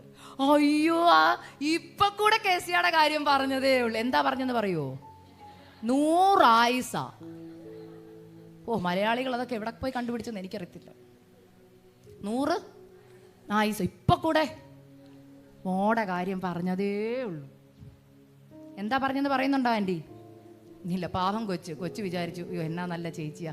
കൊച്ചകത്ത് വരുന്നു, സോഫായിലിരിക്കുന്നു, ചായ ഇട്ട് കൊടുക്കുന്നു. ഇതെല്ലാം കൊടുക്കുമ്പോഴും അക്സയുടെ ഉള്ളിൻ്റെ ഉള്ളിൽ നല്ല ദേഷ്യ, പകയാ. കേട്ടല്ലോ? വ്യാജഭാവത്തിൻ്റെ ലക്ഷണങ്ങളാണ് ഞാൻ ഇതൊക്കെ പറഞ്ഞു. ഉള്ളവരിന്ന് മാനസാന്തരപ്പെട്ടോണേ. ഹൃദയത്തിൻ്റെ സത്യം അറിയാവുന്ന ദൈവം വ്യാജഭാവത്തിൻ്റെ മുഖംമൂടി ഇന്ന് അഴിക്കുക. കേട്ടല്ലോ? ഭർത്താവിനോടാകാം, അമ്മായിമ്മയോടാകാം, മരുമക്കളോടാവാം, എല്ലാവരോടും ആകാം. ഇതാരോടായാലും പരിശുദ്ധാത്മാ പറയാ, വ്യാജഭാവം ദൈവം വെറുക്കുന്നു. മനസ്സിലൊന്നും പുറമെ മറ്റൊന്നും കാണിക്കുന്നത് വ്യാജഭാവമാ. കൊച്ചു വിചാരിച്ച ക്ഷമ കൊടുത്തു, ഞാൻ ക്ഷമ കൊടുത്തിട്ടില്ല. കപ്പയും മീനും ഒക്കെ തിന്ന് കമന്റും പറഞ്ഞ് കുഞ്ഞു പോയി. കേൾക്കണം, അടുത്ത ഞായറാഴ്ച അക്സ ആരാധിക്കാൻ വരിക. കെസിയയുടെ മനസ്സ് ഫ്രീ ആയി. കെസിയ ചർച്ചിൽ വന്നു, കർത്തൃമേശയുണ്ട്. കെസിയ ദൈവത്തോട് പറഞ്ഞപ്പാ കഴിഞ്ഞ ആഴ്ച വന്ന എല്ലാം എന്നോട് ക്ഷമിക്കണം, ചേച്ചിയെ വേദനിപ്പിച്ചു, ചേച്ചിയോട് ഞാൻ ക്ഷമ പറഞ്ഞു കർത്താവ്, ഇനി അപ്പയോടൊന്നുകൂടെ ക്ഷമ പറയുക, എന്നെ കഴുകണം. കർത്തൃമേശ ദൈവദാസം കൊണ്ടുവന്ന് കയ്യിലോട്ട് കൊടുക്കുമ്പോൾ കെസിയ മനസ്സ് നിറഞ്ഞവളായി ആ അപ്പം എടുത്ത് കഴിക്കും. തൊട്ടിപ്പുറേ അക്സ ഇരിക്കുക. അക്സയുടെ ഹൃദയത്തിൽ കെസിയോട് പകയ. അതുവരെ കെസിയുടെ ഒപ്പം ഇരുന്ന അക്സ അന്ന് ഇച്ചിരി ഒന്ന് പുറകോട്ട്, മനസ്സിലായോ? തൊട്ടിപ്പുറത്തെ സീറ്റ് മാറി പുറകിലത്തെ സീറ്റിലോട്ട് മാറി. കെസിയെ കാണുമ്പോൾ പണ്ടത്തെ ചിരിയില്ല, ഒരു ഇച്ചിരി ചിരി, ഡിസ്റ്റൻസ് ഇടുവാണല്ലോ. കർത്തൃമേശയുടെ അപ്പം അടുത്തേക്ക് വരുമ്പോൾ അക്സ, കർത്താവേ കഴിഞ്ഞ ആഴ്ചക്കാലം എൻ്റെ വാക്കിൽ, പ്രവർത്തന, സംസാരങ്ങളുടെ പാടുകൾ, പ്രവർത്തനങ്ങൾ, നിരൂപണങ്ങൾ, നോട്ടം, ചിന്താഭാവ, കൊടുക്കൽ വാങ്ങൽ വന്നുപോയ എല്ലാ കുറവുകളും എന്നോട് ക്ഷമിച്ചു. അങ്ങനെ രക്തത്താൽ എന്നെ കഴുകി ശുദ്ധീകരിക്കണം. ഈശ്വരൻ നാമത്തിൽ ആമേൻ. മനസ്സിലായെന്ന് വിശ്വസിക്കുന്നു. കർത്തൃമേശ എടുത്ത് കഴിക്കുക. ദൈവം ചോദിക്കുക, നീ ക്ഷമ കൊടുത്തിട്ടാണോ കഴിച്ചത്? കപട ഭക്തി. ഇത് ഭയാനകമാണ്. ദൈവസഭകൾ ഇത് പ്രസംഗിക്കണം. എന്നെ വിട്ട് എല്ലായിടത്തും ഇത് ഞാൻ പ്രസംഗിച്ചിട്ടാണ് വന്നേ. പോയ എല്ലാ സഭയിലും ഇത് പ്രസംഗിച്ചിട്ടുണ്ട്. മനസ്സിലായോ? എന്തുകൊണ്ടെന്ന് പറയട്ടെ, വീട്ടിൽ തല്ലുണ്ടാക്കിയിട്ടും ഭർത്താവിനോടും മക്കളോടും അമ്മായിമ്മയോടും ചർച്ചിലുള്ളവരോടും അല്ലെങ്കിൽ ജോലിയിലുള്ളവരോടും വഴക്ക് പിടിച്ചിട്ട് ക്ഷമ ചോദിക്കാതെയും ക്ഷമ കൊടുക്കാതെയും വന്ന് കർത്തൃമേശയിൽ നിന്ന് കൈ തൊടുമ്പോൾ ഓർത്തോ, ഇത് ഹേതുവായി നിങ്ങളിൽ ചിലർ രോഗികളാകും. അയോഗ്യമായി കഴിക്കാന്ന് പറഞ്ഞാൽ എന്നാ? ക്ഷമ കിട്ടാതെയാ കഴിക്കുന്നേ. അപ്പൊ നിങ്ങൾ ചോദിക്കും ദൈവം എന്നോട് ക്ഷമിക്കും. ചിലരുടെ ഏറ്റവും വലിയ ഭാഗം ഞാൻ പറഞ്ഞിട്ടുണ്ട്, ഞാനും ദൈവമായിട്ട് തീർത്തോളാം. എന്നെ എൻ്റെ ദൈവത്തിനറിയാം, എൻ്റെ ഹൃദയം ദൈവം അറിയുന്നുണ്ട്, ഞാനും ദൈവമായിട്ട് തീർത്തോളാം, അവരോടൊന്നും പറയേണ്ട കാര്യം. ഞാൻ പറഞ്ഞില്ലേ ബൈബിള് വ്യവസ്ഥയുടെ പുസ്തകമാണ്. കർത്താവിൻ്റെ വാമൊഴിയാ പറഞ്ഞ വ്യവസ്ഥ. ഇന്ന് എല്ലാവരും പോയി മത്തായി 6, 7, 8 ഒക്കെ വായിക്കണം കേട്ടോ. അതിനകത്ത് കർത്താവ് പറയുന്ന 7-ാം അധ്യായത്തിലൊരു കാര്യമുണ്ട്. നിങ്ങൾ യാഗം കഴിക്കുവാൻ ആലയത്തിലേക്ക് പോകുമ്പോൾ നിങ്ങളോട് നിന്റെ സഹോദരന് നിന്നോട് വല്ലതും ഉണ്ടെന്ന് നിനക്ക് തോന്നിയാൽ യാഗം അവിടെ വെച്ചിട്ട് പോയി സഹോദരനോട് നിരപ്പ് പ്രാപിച്ചിട്ട് യാഗം കഴിക്കും. അവിടെ യാഗം എന്ന് കാണുമ്പോൾ നമ്മുടെ വിചാരം ഞങ്ങൾ യാഗം കഴിക്കുന്നില്ലല്ലോ, മാടിനെ ആയിട്ടൊന്നുമല്ല വരുന്നത്. പുതിയ നിയമത്തിൻ്റെ യാഗം എന്നാണെന്നറിയോ? റോമർ 12:1-2 പറയുന്നുണ്ട്, നിങ്ങളുടെ ശരീരങ്ങളെ ദൈവത്തിന് വിശുദ്ധിയും ദൈവത്തിന് പ്രസാദമുള്ള യാഗമായി സമർപ്പിക്കണം. അതിന് ആരാധനയ്ക്ക് എല്ലാ ഞായറാഴ്ചയും വരുന്നത്. അപ്പോൾ പ്രസാദമുള്ള യാഗമായിട്ട് സമർപ്പിക്കാൻ വരുമ്പം ദാണ്ട് എനിക്ക് ഒരാളോട് വിദ്വേഷം, പക്ഷെ കാണിക്കുന്ന ചിരിയുണ്ട്, കൈ കൊടുക്കുന്നുണ്ട്, എല്ലാം ഉണ്ട്. ഇതിനെ പറയുന്ന പേരാ വ്യാജഭാവം. വ്യാജഭാവമായിട്ട് ദൈവസന്നിധി വന്നിരിക്കുമ്പോൾ ദൈവം പറയുക ഇതെനിക്ക് പ്രസാദമുള്ള, കാരണം നിന്റെ കൂട്ട് സഹോദരനോട് ഉള്ളിൽ നിനക്ക് എന്തുണ്ട്? പകയുണ്ട്, വിദ്വേഷമുണ്ട്. നിങ്ങളൊക്കെ പ്രാർത്ഥനയുടെ മറുപടി വൈകുമ്പോൾ പ്രാർത്ഥിക്കുമ്പോൾ ഒരു പ്രാർത്ഥനാവാചകമുണ്ട്, രക്ഷിപ്പാൻ കഴിയാതെ വണ്ണം ദൈവത്തിൻ്റെ കൈ കുറുകിപ്പോയിട്ടില്ല, കേൾപ്പാൻ കഴിയാതെ വണ്ണം എൻ്റെ ദൈവത്തിൻ്റെ ചെവി. ഇതൊക്കെ അണ്ടർലൈൻ ചെയ്തിട്ടുണ്ടല്ലോ. അതിൻ്റെ അടുത്ത് അണ്ടർലൈൻ ചെയ്ത് ആരെങ്കിലും ഉണ്ടോ ഇതിനകത്ത്? ഞാൻ പറഞ്ഞില്ലേ ബൈബിള് വ്യവസ്ഥയുടെ പുസ്തകമാണ്. നമ്മുടെ എല്ലാ അണ്ടർലൈൻ ഉണ്ടല്ലോ, വാഗ്ദത്തത്തിൻ്റെ അണ്ടറില. വാലല്ല തലയാക്കും, ആകാശത്തിന്മേൽ വാഹനമേറ്റും. പക്ഷെ അതിന് മുമ്പുള്ള വാക്യങ്ങൾ നിങ്ങൾ വായിച്ചിട്ടുണ്ടോ? വ്യവസ്ഥയാ. ഇങ്ങനെ ചെയ്താൽ ഞാനിത് ചെയ്യാവുന്ന, അതറിയാമോ? ഇല്ലല്ലേ? ഇന്നൊന്ന് പോയി വായിക്കണം. ഇനി തൊട്ട് അങ്ങനെ ബൈബിള് വായിക്കണം. ഞാൻ നിങ്ങളെ ആകാശത്തിൽ വാഹനമേറ്റി ഓടിമാറാക്കുന്നുള്ള വചനത്തിന്റെ മുകളിൽ കുറെ വ്യവസ്ഥ പറഞ്ഞിട്ടുണ്ട്. എന്താണെന്നറിയാമോ?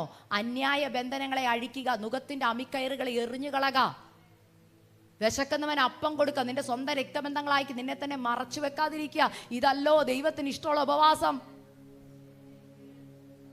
ദൈവത്തിന്റെ വിശുദ്ധ ദിവസത്തെ ഹല്ലേലൂയ അതിന്റെ വിശുദ്ധി കൊടുത്ത് എന്ത് ചെയ്യണം? പ്രമാണിക്കണം. ഇത് കഴിഞ്ഞിട്ടാ എഴുതിയേക്കുന്നത് നിന്നെ വാലല്ല തലയാക്കുന്നും വാഹനമേറ്റുന്നു. പക്ഷെ നമ്മൾ ഈ വാഗ്ദത്തത്തെ മുറുകെ പിടിച്ചേക്കുക. കർത്താവ് വയ്ക്കുക, ഇത് തരാൻ എനിക്ക് ഒരു ഒറ്റ സെക്കൻഡ്, ഒറ്റ കാര്യം ചെയ്താൽ മതി. മേളിലത്തെ കാര്യമൊക്കെ നിങ്ങളൊരു ഗവൺമെന്റ് ഉദ്യോഗസ്ഥരോ ടീച്ചറോ നിങ്ങൾ ഏത് ജോലി ആയിക്കോട്ടെ, പഞ്ചായത്തിലായിക്കോട്ടെ, പഞ്ചായത്ത് ഓഫീസിൽ കണ്ടിട്ടുണ്ടോ? നമ്മൾ എന്നൊരു പേപ്പർ സൈൻ ചെയ്യാൻ വീട് വെക്കാനാ. അപ്പോൾ അവരാദ്യം പറയും ഇന്നിന്ന രേഖകൾ കൊണ്ടുപോവാ. അപ്പോൾ പറയും അയ്യോ സിസ്റ്റർ എനിക്ക് വീടില്ല. അതെ, രേഖ കൊണ്ടുപോവാ. അയ്യോ ഞങ്ങൾ എന്തോ പറഞ്ഞേ, ഇത് വീട് കിട്ടാനുള്ള യോഗ്യതാ ലിസ്റ്റിലുള്ളതാ, അതിൻ്റെ പേപ്പർ കൊണ്ടുപോവാ. ഇതൊന്നും കൊണ്ടുവരാൻ പറ്റത്തില്ല, എനിക്ക് വീട് വേണം. അവർ പറയും സോറി, വ്യവസ്ഥ ഇല്ലാതെ തരാൻ പറ്റത്തില്ല. ഇപ്പം ഈ ഭൂമിയിൽ എല്ലാത്തിനും ഒരു വ്യവസ്ഥയുണ്ടല്ലേ. സ്കൂൾ അഡ്മിഷൻ കിട്ടണമെങ്കിൽ വ്യവസ്ഥയുണ്ടല്ലേ. ആണോ? അമേരിക്കയിൽ പോകാൻ എല്ലാവർക്കും ആഗ്രഹമാണ്, UK പോകാൻ ആഗ്രഹം. വ്യവസ്ഥയില്ലാതെ അങ്ങോട്ട് കയറി എനിക്ക് UK പോകാൻ ആഗ്രഹമുണ്ട് എന്ന് പറഞ്ഞൊന്ന് ചെന്ന് നോക്കിയാൽ കൊച്ചിയിൽ കയറ്റി വിടുവോ? ആദ്യം ചോദിക്കും പാസ്പോർട്ട് ഉണ്ടോ? പാസ്പോർട്ടിനകത്ത് ഒരു കാര്യം കൂടെ ചോദിക്കും, ക്രിമിനൽ ഹിസ്റ്ററി ഇല്ലാന്ന് ഉറപ്പ് വരുത്തണം. ക്രിമിനൽസിനെ കയറ്റി വിടുവോ? 2 കൊലയേ ചെയ്തിട്ടുള്ളൂ, കയറ്റി വിടുവോ? മോഷ്ടിച്ചിട്ടുണ്ട്, ഒരു കേസുണ്ട്, കയറ്റി വിടുവോ? പിന്നെ വിസ സ്റ്റാമ്പും ചെയ്യണം. അപ്പം ഈ ഭൂമിയിലെ ചിലതുപോലും മറ്റൊരു രാജ്യത്ത് പോകണമെങ്കിൽ ക്ലിയറൻസ് വേണമെങ്കിൽ, സ്വർഗരാജ്യത്തേക്ക് പോകണമെങ്കിൽ ക്ലിയറൻസ് വേണോ? അങ്ങോട്ട് എല്ലാവരും പോകത്തില്ല ദൈവമക്കളെ, തുറന്നു പറയുകയാ. അങ്ങോട്ടെല്ലാവരെയും ദൈവം കൊണ്ടുപോകത്തില്ല. തൻ്റെ വചനം പ്രമാണിക്കാത്ത ഒറ്റൊരെണ്ണം ദൈവത്തിൻ്റെ കാഹളനാദത്തിൽ ഇവിടുന്ന് പൊങ്ങത്തില്ല. മനസ്സിലായി? അതുകൊണ്ടാ പറഞ്ഞ വിളിക്കപ്പെട്ടവർ അനേകർ, തെരഞ്ഞെടുക്കപ്പെട്ടവർ ചുരുക്കം. മനസ്സിലായി? ഇടുക്കുവാതിൽ കൂടെ കയറുന്നവർ മാത്രമേ പോകത്തുള്ളൂ. വ്യാജഭാവം ഞാൻ പറഞ്ഞു വരികയാ. കർത്തൃമേശ എടുക്കുന്നതിന് മുമ്പ് ഞാൻ ഉറപ്പ് വരുത്തണം എനിക്ക് ക്ഷമ കിട്ടിയെന്ന്. എങ്ങനാ ക്ഷമ കിട്ടാൻ എളുപ്പാ, കൊടുക്കാൻ എന്താ ക്ഷമ കൊടുക്കാന്ന് പറഞ്ഞ അറിയാവോ? കർത്താവ് പറയാ, സഹോദരന്മാരെ നിങ്ങൾ ആരോടെങ്കിലും നിങ്ങളുടെ സഹോദരനോട് വഴക്കിട്ടാൽ, എഫേസ്യ ലേഖനത്തിനകത്ത വാക്യാ പറഞ്ഞേ, കർത്താവ് നിങ്ങളോട് ക്ഷമിച്ചതുപോലെ അന്യോന്യം ക്ഷമിപ്പീൻ. കർത്താവ് എങ്ങനെ നമ്മളോട് ക്ഷമിച്ചെന്നറിയാമോ? അതും അറിയത്തില്ല. നമുക്കാകെ അറിയുന്ന ക്രൂശ് ക്ഷമിച്ചതാ അല്ലേ? ക്രൂശിൽ എങ്ങനെയാ ക്ഷമിച്ചത്? കർത്താവിന്റെ ക്ഷമയുടെ പ്രത്യേകത എന്നാണെന്നറിയോ? അവൻ ക്ഷമിക്കും, പൊറുക്കും, മറക്കും. Forgive and forget. ക്ഷമിച്ചത് കർത്താവ് എന്ത് ചെയ്തു? ഉറക്കപ്പറ. മറന്നു. മറക്കാന്ന് പറഞ്ഞാ ഓർക്കത്തില്ല. നമ്മൾ മറന്നോ? ഇപ്പൊ കെസിയ വരിക, ചേച്ചി മറന്നോ? ചേച്ചി എന്നോട് ക്ഷമിച്ചോ? പിന്നെ ക്ഷമിച്ചു. മറ്റൊരാളെ കാണും പറയും, ദാണ്ട് അന്ന് എന്നോട് വഴക്കിട്ട ആളാ വരുന്നത്. എന്നാ നടന്നെന്നറിയാവോ? അല്ല മറന്നെന്ന് പറഞ്ഞിട്ട് അല്ല ഇടയ്ക്കൊന്ന് ഓർപ്പിച്ചതാ. വിവാഹം കഴിഞ്ഞ് 50 വർഷമായാലും കല്യാണം കഴിഞ്ഞ് പിറ്റേ ദിവസം നടന്ന സംഭവങ്ങൾ ഓർപ്പിക്കുന്ന ഭാര്യമാരെ എനിക്കറിയാം. നമ്മളാണ് അതിനകത്ത് മുൻപന്തിയിൽ. ഭർത്താക്കന്മാർക്ക് അങ്ങനെ ഒരു ഗുണം ദൈവം കൊടുത്തിട്ടുണ്ട്, എല്ലാം മറക്കും. എന്നാ ഗുണമെന്നറിയോ? അതുകൊണ്ടാണ് ബർത്ത്ഡേ മറക്കുന്നത്, വെഡിങ് ആനിവേഴ്സറി മറക്കുന്ന എല്ലാം. അവർക്കിതൊന്നും ഓർമ്മയില്ല. ഇപ്പം എല്ലാ ഭാര്യമാരുണ്ട് നല്ല, നമ്മുടെ നാട്ടിൽ പറഞ്ഞ നല്ല സ്നേഹത്തിൽ ഭർത്താവ് ഇരിക്കുമ്പോൾ ആ മൂഡ് കളയാൻ വേണ്ടി പണ്ടത്തെയൊക്കെ എടുത്തിടും. അറിയാവോ പണ്ട് നിങ്ങൾ എന്നാ ചെയ്തെന്ന്? ഇപ്പം ഭർത്താവ് വയ്ക്കും, നീ അത് വിട്ട് കളഞ്ഞില്ലേ? അല്ല ഒന്ന് ഓർപ്പിച്ചതാ. നിങ്ങളൊന്ന് ഓർത്തേ. കർത്താവ് പറയും, കർത്താവ് ക്ഷമിച്ചതുപോലെ നിങ്ങൾ ക്ഷമിക്കണം. കർത്താവ് എങ്ങനെയാണ് ക്ഷമിച്ചത്? നമ്മളോട് ക്ഷമിച്ച കാര്യം കർത്താവ് മറന്നു കളയുക. ബൈബിളിൽ ഒരു വാക്ക് ഇങ്ങനെയുണ്ട്, സ്വർഗസ്വനായ ഞങ്ങളുടെ പിതാവേ എന്നുള്ള പ്രാർത്ഥനയ്ക്കകത്ത്, നിങ്ങൾ മനുഷ്യരോട് അവരുടെ പിഴകളെ ഹൃദയപൂർവ്വം ക്ഷമിക്കണം. അല്ലെ? അതിനകത്ത് എങ്ങനെ പ്രാർത്ഥിക്കുന്ന അറിയോ? എൻ്റെ കടക്കാരോട്. അറിയാം മക്കളെ പ്രാർത്ഥന? ഒന്ന് പറഞ്ഞ എൻ്റെ കൂടെ. എൻ്റെ കടക്കാരോട്, ഉറക്കെ പറയണ ആ വാക്ക്, ഞാൻ ക്ഷമിക്കുന്നത് പോലെ. ആ പോലെ എന്നുള്ള വാക്കിന്റെ അടിയിൽ ഒരു അണ്ടർലൈൻ ഇട്ടേ. ഞാൻ എങ്ങനെയാണ് കെസിയായോട് ക്ഷമിച്ചത് അതുപോലെ കർത്താവെ എൻ്റെ പാപം എന്നോട് ക്ഷമിച്ചാൽ മതിയെന്ന ആ പ്രാർത്ഥനയുടെ അർത്ഥം. ഇവിടെ സമുദായത്തിലുള്ളവരൊക്കെ ആ പ്രാർത്ഥന വെറുതെ ചൊല്ലി വിടുവല്ലേ? എത്ര വട്ടം? 100 വട്ടം. മറുപടി കിട്ടിയോ? ഇല്ല. എന്തേ? ജൽപ്പനവാ. ബൈബിളിൽ പറയുക, നിങ്ങൾ ജാതികളെ പോലെ. എന്താ ജാതികൾ ചെയ്യുന്ന ജൽപ്പനം? രാവിലെയും പകലും ഉച്ചയ്ക്കും വൈകിട്ടും എല്ലാം സെയിം പ്രാർത്ഥന, അർത്ഥം അറിയുന്നില്ല. കർത്താവ് പറയാം, ഞാൻ ഹൃദയത്തിൽ നിന്നുള്ള പ്രാർത്ഥനയാണ് നോക്കുന്നത്. ഹൃദയത്തിൽ നിന്ന് പ്രാർത്ഥിക്കുമ്പോൾ അത് പ്രവർത്തിച്ചുകൊണ്ട് പ്രാർത്ഥിക്കണം. എന്തുവാ പ്രാർത്ഥിക്കുന്നത്? എൻ്റെ സഹോദരനോട് ഞാൻ ക്ഷമിക്കുന്നത് പോലെ. അതായത് ഇപ്പോൾ കെസിയ എന്നോട് പറഞ്ഞില്ലേ, വിട്ട് കളഞ്ഞെന്ന് പറഞ്ഞില്ലേ? അപ്പം ഞാൻ ഞായറാഴ്ച ചർച്ച വന്നിരിക്കുമ്പോൾ കർത്തൃമേശയുടെ മുമ്പ് ഞാൻ പ്രാർത്ഥിക്കും, കർത്താവ് കഴിഞ്ഞ ആഴ്ചക്കാലം കെസിയായിട്ട് വഴക്കൊക്കെ പിടിച്ചു. ഞാൻ അവളോട് ക്ഷമിക്കാൻ ആഗ്രഹമുണ്ട്, 10% ക്ഷമിച്ചു. പക്ഷെ അങ്ങ് എന്നോട് എൻ്റെ പാപമൊക്കെ. അപ്പം കർത്താവ് പറയാം, ആണല്ലേ, നോക്കട്ടെ കഴിഞ്ഞ ആഴ്ച നീ എത്ര പേർക്ക് ക്ഷമ കൊടുത്തെന്ന് നോക്കട്ടെ. അപ്പം എഴുതി വെച്ചേക്കോ. ഞാൻ കർത്താവ് നോക്കുമ്പോൾ അന്തർഭാഗത്തിലെ സത്യം അറിയാവുന്ന ദൈവം എൻ്റെ ഹൃദയത്തെ പോസ്റ്റ്മോർട്ടം ചെയ്ത് നോക്കിയപ്പോൾ ദാണ്ട് കിടക്കുന്നു 10% ക്ഷമ കെസിയോടെ. എന്താ 10% ക്ഷമയുടെ പ്രത്യേകത? കെസിയെ കാണുമ്പോൾ ചിരിച്ചു കാണിക്കും, സ്തോത്രവും കൊടുക്കും. അതാണ് 10% ക്ഷമ. മനസ്സിലായോ? ആ 10% ക്ഷമ കൊടുത്ത ദൈവം അപ്പം എങ്ങനെ എനിക്ക് ക്ഷമ തരുന്നേ? നിങ്ങൾ തന്നെ പറയണം അതിൻ്റെ ഉത്തരം. 10% അക്സ ക്ഷമിച്ചെങ്കിൽ അക്സയോട് എത്ര ശതമാനം ദൈവം ക്ഷമിച്ചു? കണ്ട, ആരും പറയുന്നില്ല. അങ്ങനെ അല്ലെങ്കിൽ നിങ്ങൾ എന്നെ വന്ന് തിരുത്തണം. ചേച്ചി ഇന്ന് പ്രസംഗിച്ച പ്രസംഗം തെറ്റാന്ന് എന്നോട് വന്ന് തിരുത്തണം. ഇന്ന് ഇത് പരിശുദ്ധാത്മാ പഠിപ്പിച്ചുകൊണ്ട് 100% അറിയത് തെറ്റത്തില്ലെന്ന്. അതുകൊണ്ട് ധൈര്യത്തോടെ ഇവിടെ വന്ന് പ്രസംഗിക്കുന്നത്. 10% കെസിയോട് അക്സ ക്ഷമിച്ചെങ്കിൽ ഞാൻ കർത്തൃമേശയുടെ മുമ്പിൽ ദൈവത്തിന്റെ സന്നിധി ശുദ്ധീകരണത്തിന് വേണ്ടി ഇരിക്കുമ്പം ഞാൻ ദൈവത്തോട് പറയാം, കർത്താവേ കഴിഞ്ഞ ആഴ്ച കാലം എൻ്റെ ജീവിതത്തിൽ വന്ന പാപം എന്നോട് ക്ഷമിക്കണേ എന്ന് പറയുമ്പോൾ കർത്താവ് പറയാ, വെയിറ്റ് വെയിറ്റ് വെയിറ്റ്, ധൃതി പിടിക്കല്ലേ, ഒന്ന് നോക്കട്ടെ, ഓർമ്മ പുസ്തകം ഒന്ന് എടുക്കട്ടെ. ഭർത്താവിനോട് ഒട്ടും ക്ഷമിച്ചിട്ടില്ല, അമ്മായിമ്മയോട് ക്ഷമയേ ചോദിക്കണ്ട, വർഷം ഇത്രയായ പകയെ അവിടെ കിടക്കുന്നത്, ക്ഷമ ചോദിച്ചിട്ടില്ല, ക്ഷമ കൊടുത്തിട്ടുമില്ല. അടുത്ത് കെസിയ 10%. ഇതെല്ലാം കിടക്ക. കർത്താവ് പറയാ, എടുക്കല്ലേ ഞാൻ ക്ഷമ. അപ്പൊ നമ്മൾ അല്ല ക്ഷമിക്കണം. കർത്താവ് പറയാം, സോറി മോളെ, കണ്ടീഷൻ ഉണ്ട് ബൈബിളിൽ, അത് നിങ്ങൾ തന്നെ പ്രാർത്ഥിക്കുന്നുണ്ട് എന്നോട്. എന്തുവാ? ഞങ്ങളുടെ കടക്കാരോട് ഞങ്ങൾ ക്ഷമിക്കുന്നത് പോലെ ഞങ്ങളുടെ കടങ്ങളും പാപങ്ങളും ഞങ്ങളോട് ക്ഷമിച്ചാൽ മതി. അത് കണ്ടീഷണൽ അപേക്ഷയാണ്. എന്ന് വെച്ചാൽ ഒരു കണ്ടീഷൻ വെച്ചിട്ട് ഞാൻ അപേക്ഷിക്കുക. നമ്മളെ ലോണൊക്കെ കിട്ടുമ്പോൾ അങ്ങനെ കണ്ടീഷണൽ അപേക്ഷയാണ്. അതറിയാമോ? ഞങ്ങൾ അടച്ചില്ലെങ്കിൽ ഞങ്ങളുടെ വീടും പരിസരവും നിങ്ങൾ ജപ്തി എടുത്തോ എന്ന് പറഞ്ഞിട്ട് അടിയിൽ കൊണ്ട് സൈൻ ഇടുന്നത്. ലോൺ കിട്ടുമ്പോൾ എന്തോ സന്തോഷമല്ലേ? പക്ഷെ അതൊരു കണ്ടീഷണൽ അപേക്ഷയാ. ഇതുപോലെ ദൈവത്തോടൊരു കണ്ടീഷൻ വെച്ചിട്ട് അപേക്ഷിക്കുന്ന ക്ഷമിക്കണേന്ന്. കർത്താവ് പറയാം, മോളെ എടുക്കല്ലേ, ക്ഷമ തന്നിട്ടില്ല കേട്ടോ. പക്ഷെ നമ്മൾ നോക്കുമ്പോൾ ആടെ പാസ്റ്റർ അപ്പമായിട്ട് വന്നു. എടുക്കാതിരുന്ന പാസ്റ്റർ വിളിച്ച് ചോദിക്കുകയും ചെയ്യും, വിശ്വാസികൾ തെറ്റിദ്ധരിക്കുകയും ചെയ്യും. എടുത്ത് തിന്നുമ്പോൾ ബൈബിളിൽ പറയുക, അയോഗ്യമായി ഈ അപ്പത്തിൽ നിന്ന് തിന്നുകയും ഈ പാനപാത്രത്തിന് കുടിക്കുകയും ചെയ്യുമ്പോഴൊക്കെയും നിങ്ങൾ എന്ത് ചെയ്യുന്നത്? ശിക്ഷാവധി തിന്നുകയും കുടിക്കുകയും ചെയ്യുക. ഞാനൊരു സത്യസന്ധമായിട്ടൊരു കാര്യം പറയട്ടെ. ഈ കാര്യം പറയുമ്പോൾ എൻ്റെ ഹൃദയം പൊട്ടിയാണ് ഞാൻ പറയുന്നത്. ഇന്ന് പെന്തുക്കോസുകാരുടെ ഇടയിൽ ഏറ്റവും കൂടുതൽ മാറാരോഗികളുള്ളത്, ഏറ്റവും കൂടുതൽ മാറാരോഗികൾ എന്ന് വെച്ചാൽ മാറുന്നില്ല രോഗം, വർഷം 15 കഴിഞ്ഞു, 20 കഴിഞ്ഞു, 40 കഴിഞ്ഞു. പിന്നെ വേറൊരു കാറ്റഗറി ഉണ്ട്, കണ്ടുപിടിക്കാൻ പറ്റാത്ത രോഗം. ലോകത്തിൽ ഏത് കോണി കൊണ്ടായാലും അവരുടെ രോഗം ആർക്കും കണ്ടുപിടിക്കാൻ പറ്റത്തില്ല. കാരണം എന്നറിയോ? അതിന് മരുന്നില്ലല്ലോ. രോഗത്തിന് മരുന്നുണ്ട്, രോഗബന്ധനത്തിന് ആത്മാവിൻ്റെ ശക്തി മതി അഴിക്കാൻ. പക്ഷെ ഞാൻ തന്നെ വരുത്തി വെച്ച രോഗത്തിന് അഴിക്കാൻ ഡോക്ടറിന് പറ്റത്തില്ല, പക്ഷെ എനിക്ക് അഴിക്കാൻ പറ്റും. കാരണം ഞാൻ തന്നെയാണ് വിഷം എടുത്ത് കഴിക്കുന്നത്. ഞാനൊരു തുറന്നൊരു കാര്യം പറയാം, കേൾക്കണം ഈ വാക്ക്. കർത്താവിൻ്റെ മെഷ യോഗ്യമായി കഴിക്കുമ്പോൾ അത് വിശുദ്ധമാണ്. ഞാൻ എടുത്ത് കഴിക്കുമ്പോൾ യോഗ്യമാ, അത് ഹീലിംഗ് കൊണ്ടുവരുന്നതാ. ഞാൻ കെസിയോട് ഹൃദയപൂർവ്വം ക്ഷമിച്ചിട്ടാണ് ഞാൻ വന്ന്, അപ്പാ ഞാൻ ക്ഷമ ചോദിച്ചു, ഞാൻ ക്ഷമ കൊടുത്തപ്പാ, ഇനി അവളെ ഞാൻ പൂർണ്ണമായിട്ട് സ്നേഹിച്ചോളാം എന്ന് പറഞ്ഞിട്ട് അപ്പം കഴിക്കുമ്പോൾ ഞാൻ രോഗിയായി വന്നെങ്കിൽ ഞാൻ ഹീലിംഗ് പ്രാപിക്കും. വ്യവസ്ഥയുണ്ട്. പക്ഷെ ആ വ്യവസ്ഥ ഇല്ലാതെ ഇതെടുത്ത് കഴിക്കുമ്പോണ്ടല്ലോ, ഞാൻ വിഷമാണ് എടുത്ത് കഴിക്കുന്നത്. എന്തുവാ? എനിക്കുള്ള ശിക്ഷാവിധി ഇങ്ങ് തന്നേക്കാൻ. മനസ്സിലാവുന്നുണ്ടോ? എനിക്കുള്ള ശിക്ഷാവിധി ഞാൻ തന്നെ മേടിച്ച് കഴിക്കുന്നു, എന്നിട്ട് വീട്ടിൽ പോകുമ്പോൾ രോഗിയാ. ഞാനൊരു സത്യസന്ധമായിട്ടൊരു കാര്യം പറയാം. നിങ്ങൾ ഈ ലോകത്തിലെ ഏറ്റവും വലിയ പ്രവാചകന്റെ അടുക്ക പോയാൽ ആവശ്യത്തിന് വിടുതൽ കിട്ടത്തില്ല. കാരണം പ്രവാചകൻ അഴിക്കാൻ പറ്റത്തില്ല. നീ ചെയ്യേണ്ടത് നീ തന്നെ ചെയ്യണം. ലാസർ പുറത്ത് വന്നപ്പോൾ പറയാ, അവൻ്റെ കെട്ട് അഴിപ്പീൻ, കെട്ടിയവരത് അഴിക്കണം. എന്തേ? മരിച്ചവരിൽ നിന്ന് ഉയർപ്പിച്ച ലാസറിന്റെ കെട്ട് ദൈവത്തിന് അഴിച്ചുവിടായിരുന്നു. ലാസറേ കെട്ട് പൊട്ടിച്ച് പുറത്ത് വരിക പറഞ്ഞാൽ പോരായിരുന്നു? പറഞ്ഞോ? നിങ്ങൾ ആരെങ്കിലും ചിന്തിച്ചോ എങ്ങനെ കല്ലറയിലുള്ള ലാസർ പുറത്തു വരെ കെട്ടപ്പെട്ടവനായിട്ടാണ് വന്നേ? തല തൊട്ട് കാല് വരെ കെട്ടിവെച്ചേക്കുവാ. മമ്മിഫൈ ചെയ്യുന്ന പോലെ യഹൂദന്മാർ കെട്ടുന്നത്. എങ്ങനെ ലാസർ പുറത്തു വന്നു? ആ ശബ്ദത്തിൽ പുറത്തു വന്നതാ. മനസ്സിലായോ? ആ ശബ്ദത്തിൽ കർത്താവിന് കെട്ടഴിച്ചുകൂടായിരുന്നു. കർത്താവ് പറയും, സോറി, അത് ഞാൻ കെട്ടിയതല്ല, അത് നിങ്ങൾ കെട്ടിയതാണ്. ആ കെട്ട് നിങ്ങൾ തന്നെ എന്ത് ചെയ്യണം? കർത്താവിൻ്റെ ഹീലിംഗ് നോക്കിയാൽ തന്നെ വ്യവസ്ഥയുണ്ട്.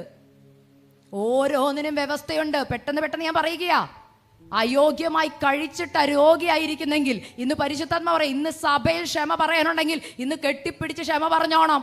ക്ഷമ കൊടുക്കാനുള്ളവർക്ക് ക്ഷമ കൊടുത്തോണം. വീട്ടിൽ ആ ക്രമീകരണം പ്രാപിക്കാനുണ്ടെങ്കിൽ ക്രമീകരണം പ്രാപിച്ചോണം. ദൈവം പറയാ, 2 പേർ ഈ ഭൂമിയിൽ ഐക്യമത്യപ്പെട്ട് എന്ത് ചോദിച്ചാലും തരാം. ഈ ലോകത്ത് ഐക്യമത്യപ്പെട്ട് പ്രാർത്ഥിക്കാൻ ദൈവം സൃഷ്ടിച്ചത് 2 പേരെയാ, ഭാര്യയും ഭർത്താവിനെയും. ഭർത്താവിന് കുറവുണ്ടാവാം, പക്ഷേ ഭർത്താവിന് വേണ്ടി പ്രാർത്ഥിക്കണം, ഭർത്താവിനെ സ്നേഹിക്കണം, ഭർത്താവിനോട് ക്ഷമ കൊടുക്കണം. ഇല്ലെങ്കിൽ ഓർത്തോ, കൈവിടപ്പെട്ടു പോവും. പെട്ടെന്ന് പറയുക വ്യാജഭാവം. അടുത്ത് പെട്ടെന്ന് പറയും, പെട്ടെന്ന് അടുത്ത്. അസൂയ പറയുന്നില്ല, നിങ്ങൾക്കറിയാം. ഉണ്ടല്ലോ, ഉണ്ട് ദൈവമക്കളെ.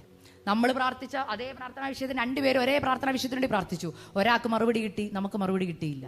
ആ മറ്റേ വ്യക്തിയോട്, മറുപടി കിട്ടിയ വ്യക്തിയോട് തോന്നുന്ന ആ സങ്കടത്തിൻ്റെ പേരാ അസൂയ. അടുത്തത് ഒറ്റ വാക്കി പറഞ്ഞു പോകാനുള്ള സമയമുള്ളൂ. അടുത്തത് നുണ പറയുന്നവരൊന്ന് കൈവക്കിക്കേ. താങ്ക് യു, നല്ല പിള്ളേർ. താങ്ക് യു മോനെ. ഞാൻ ഈ ക്വസ്റ്റ്യൻ എല്ലാ ചർച്ചിലും പോയി ചോദിച്ചേ. എന്നെ ഷോക്കാക്കിക്കൊണ്ടുണ്ടല്ലോ സഭയിലെ പിള്ളേരെല്ലാം കൈവക്കി, ലജ്ജ കൂടാതെ കൈവക്കി. ഞാൻ ഷോക്കായിപ്പോയി. പ്രായമുള്ളവരങ്ങനെ ഇരിക്കുക. ഞാനോ നുണയോ? അയ്യോ, അതെന്താന്ന് പോലും എനിക്കറിയില്ല. പക്ഷെ ഇന്നത്തെ തലമുറയോട് എനിക്ക് ഏറ്റവും ഇഷ്ടം എന്നാണെന്നറിയോ? അവരുള്ളതുള്ളതുപോലെ പറയും. ചേച്ചി ഞാൻ നുണ പറയാറുണ്ട്. എന്നെ വിളിച്ച് ഞാൻ പറയും, എനിക്ക് യൂത്തുമായിട്ട് ഒത്തിരി കണക്ഷൻ. എനിക്ക് ഇന്നത്തെ പിള്ളേരെ ഭയങ്കര ഇഷ്ടമാണ്. അവരുള്ളത് പറയും. ചേച്ചി ഞാൻ കപടഭക്തിയുള്ള, ഞാൻ തെറ്റ് ചെയ്യുന്നുണ്ട്, ഞാൻ ഇന്നത് ചെയ്യുന്നു, എന്നോട് പറഞ്ഞിട്ടുണ്ട്. ഞാൻ ഓർത്തിട്ടുണ്ട്, കർത്താവ് അവരുടെ പ്രായത്തിൽ ഞാൻ പറയുമോ? ഇല്ല, ഞാൻ വലിയ വിശുദ്ധയാന്ന് പറഞ്ഞിരിക്കുമായിരുന്നു. അതുകൊണ്ട് എനിക്ക് ഈ പിള്ളേരെ ഇഷ്ടമാണ്. പെട്ടെന്ന് പറയാം നുണ. ശരിക്കും ഞാൻ പറയട്ടെ, സത്യസന്ധ എല്ലാവർക്കും കേൾക്കണോ? വിശക്കുന്നവർ കൈവക്കിക്കേ. നിർത്തണം എന്നുള്ളവർ കൈവക്കിക്കേ. നിങ്ങൾ കൈവക്കത്തില്ല, കാരണം അതും വ്യാജഭാവ. മനസ്സ് ശരിക്കും ഈ പെണ്ണ് എന്താ നിർത്താത്തെ?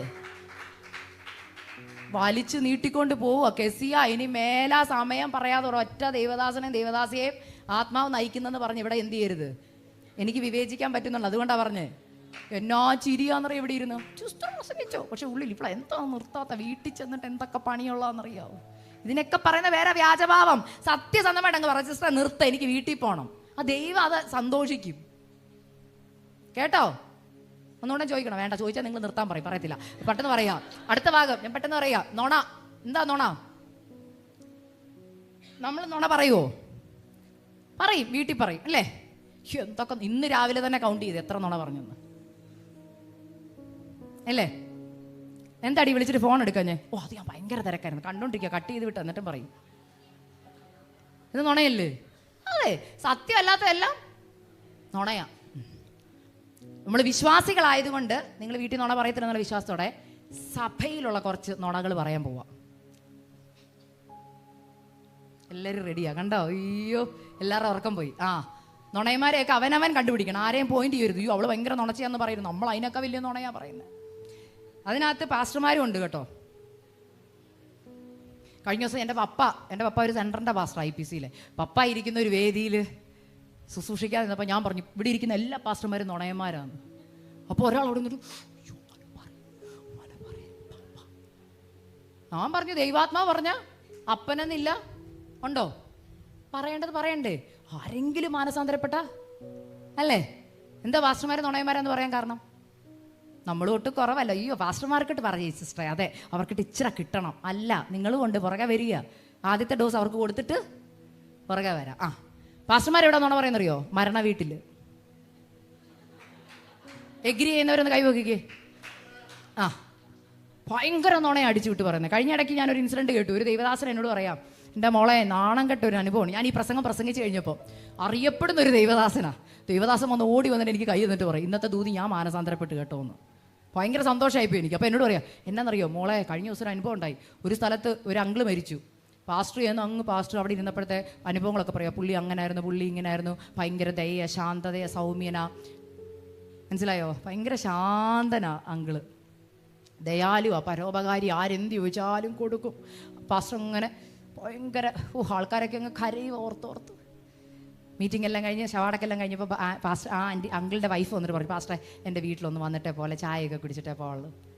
പാസ്റ്ററിന് ഭയങ്കര സന്തോഷമായിപ്പോയി. കാരണം വെയിലത്തൊക്കെ നിന്നല്ലേ. വീട്ടിൽ ചെന്നു, AC ഒക്കെ ഇട്ട് കൊടുത്തു. പാസ്റ്റർ അകത്തിരുന്നപ്പോൾ കൂൾ ഡ്രിങ്ക്സ് ഒക്കെ കൊണ്ട് കൊടുത്ത് കൂൾ ഡ്രിങ്ക്സ് ഇങ്ങനെ കുടിച്ചുകൊണ്ടിരുന്നപ്പം ഈ ആൻറ്റി പറഞ്ഞു, പാസ്റ്റർ ഞാനൊരു ക്വസ്റ്റ്യൻ ചോദിച്ചോട്ടെ? എന്തോ? പാസ്റ്റർ ഇന്ന് പറഞ്ഞത് ആരെക്കുറിച്ചാണ്? അയ്യോ അത് നമ്മുടെ അച്ചായനെക്കുറിച്ച്.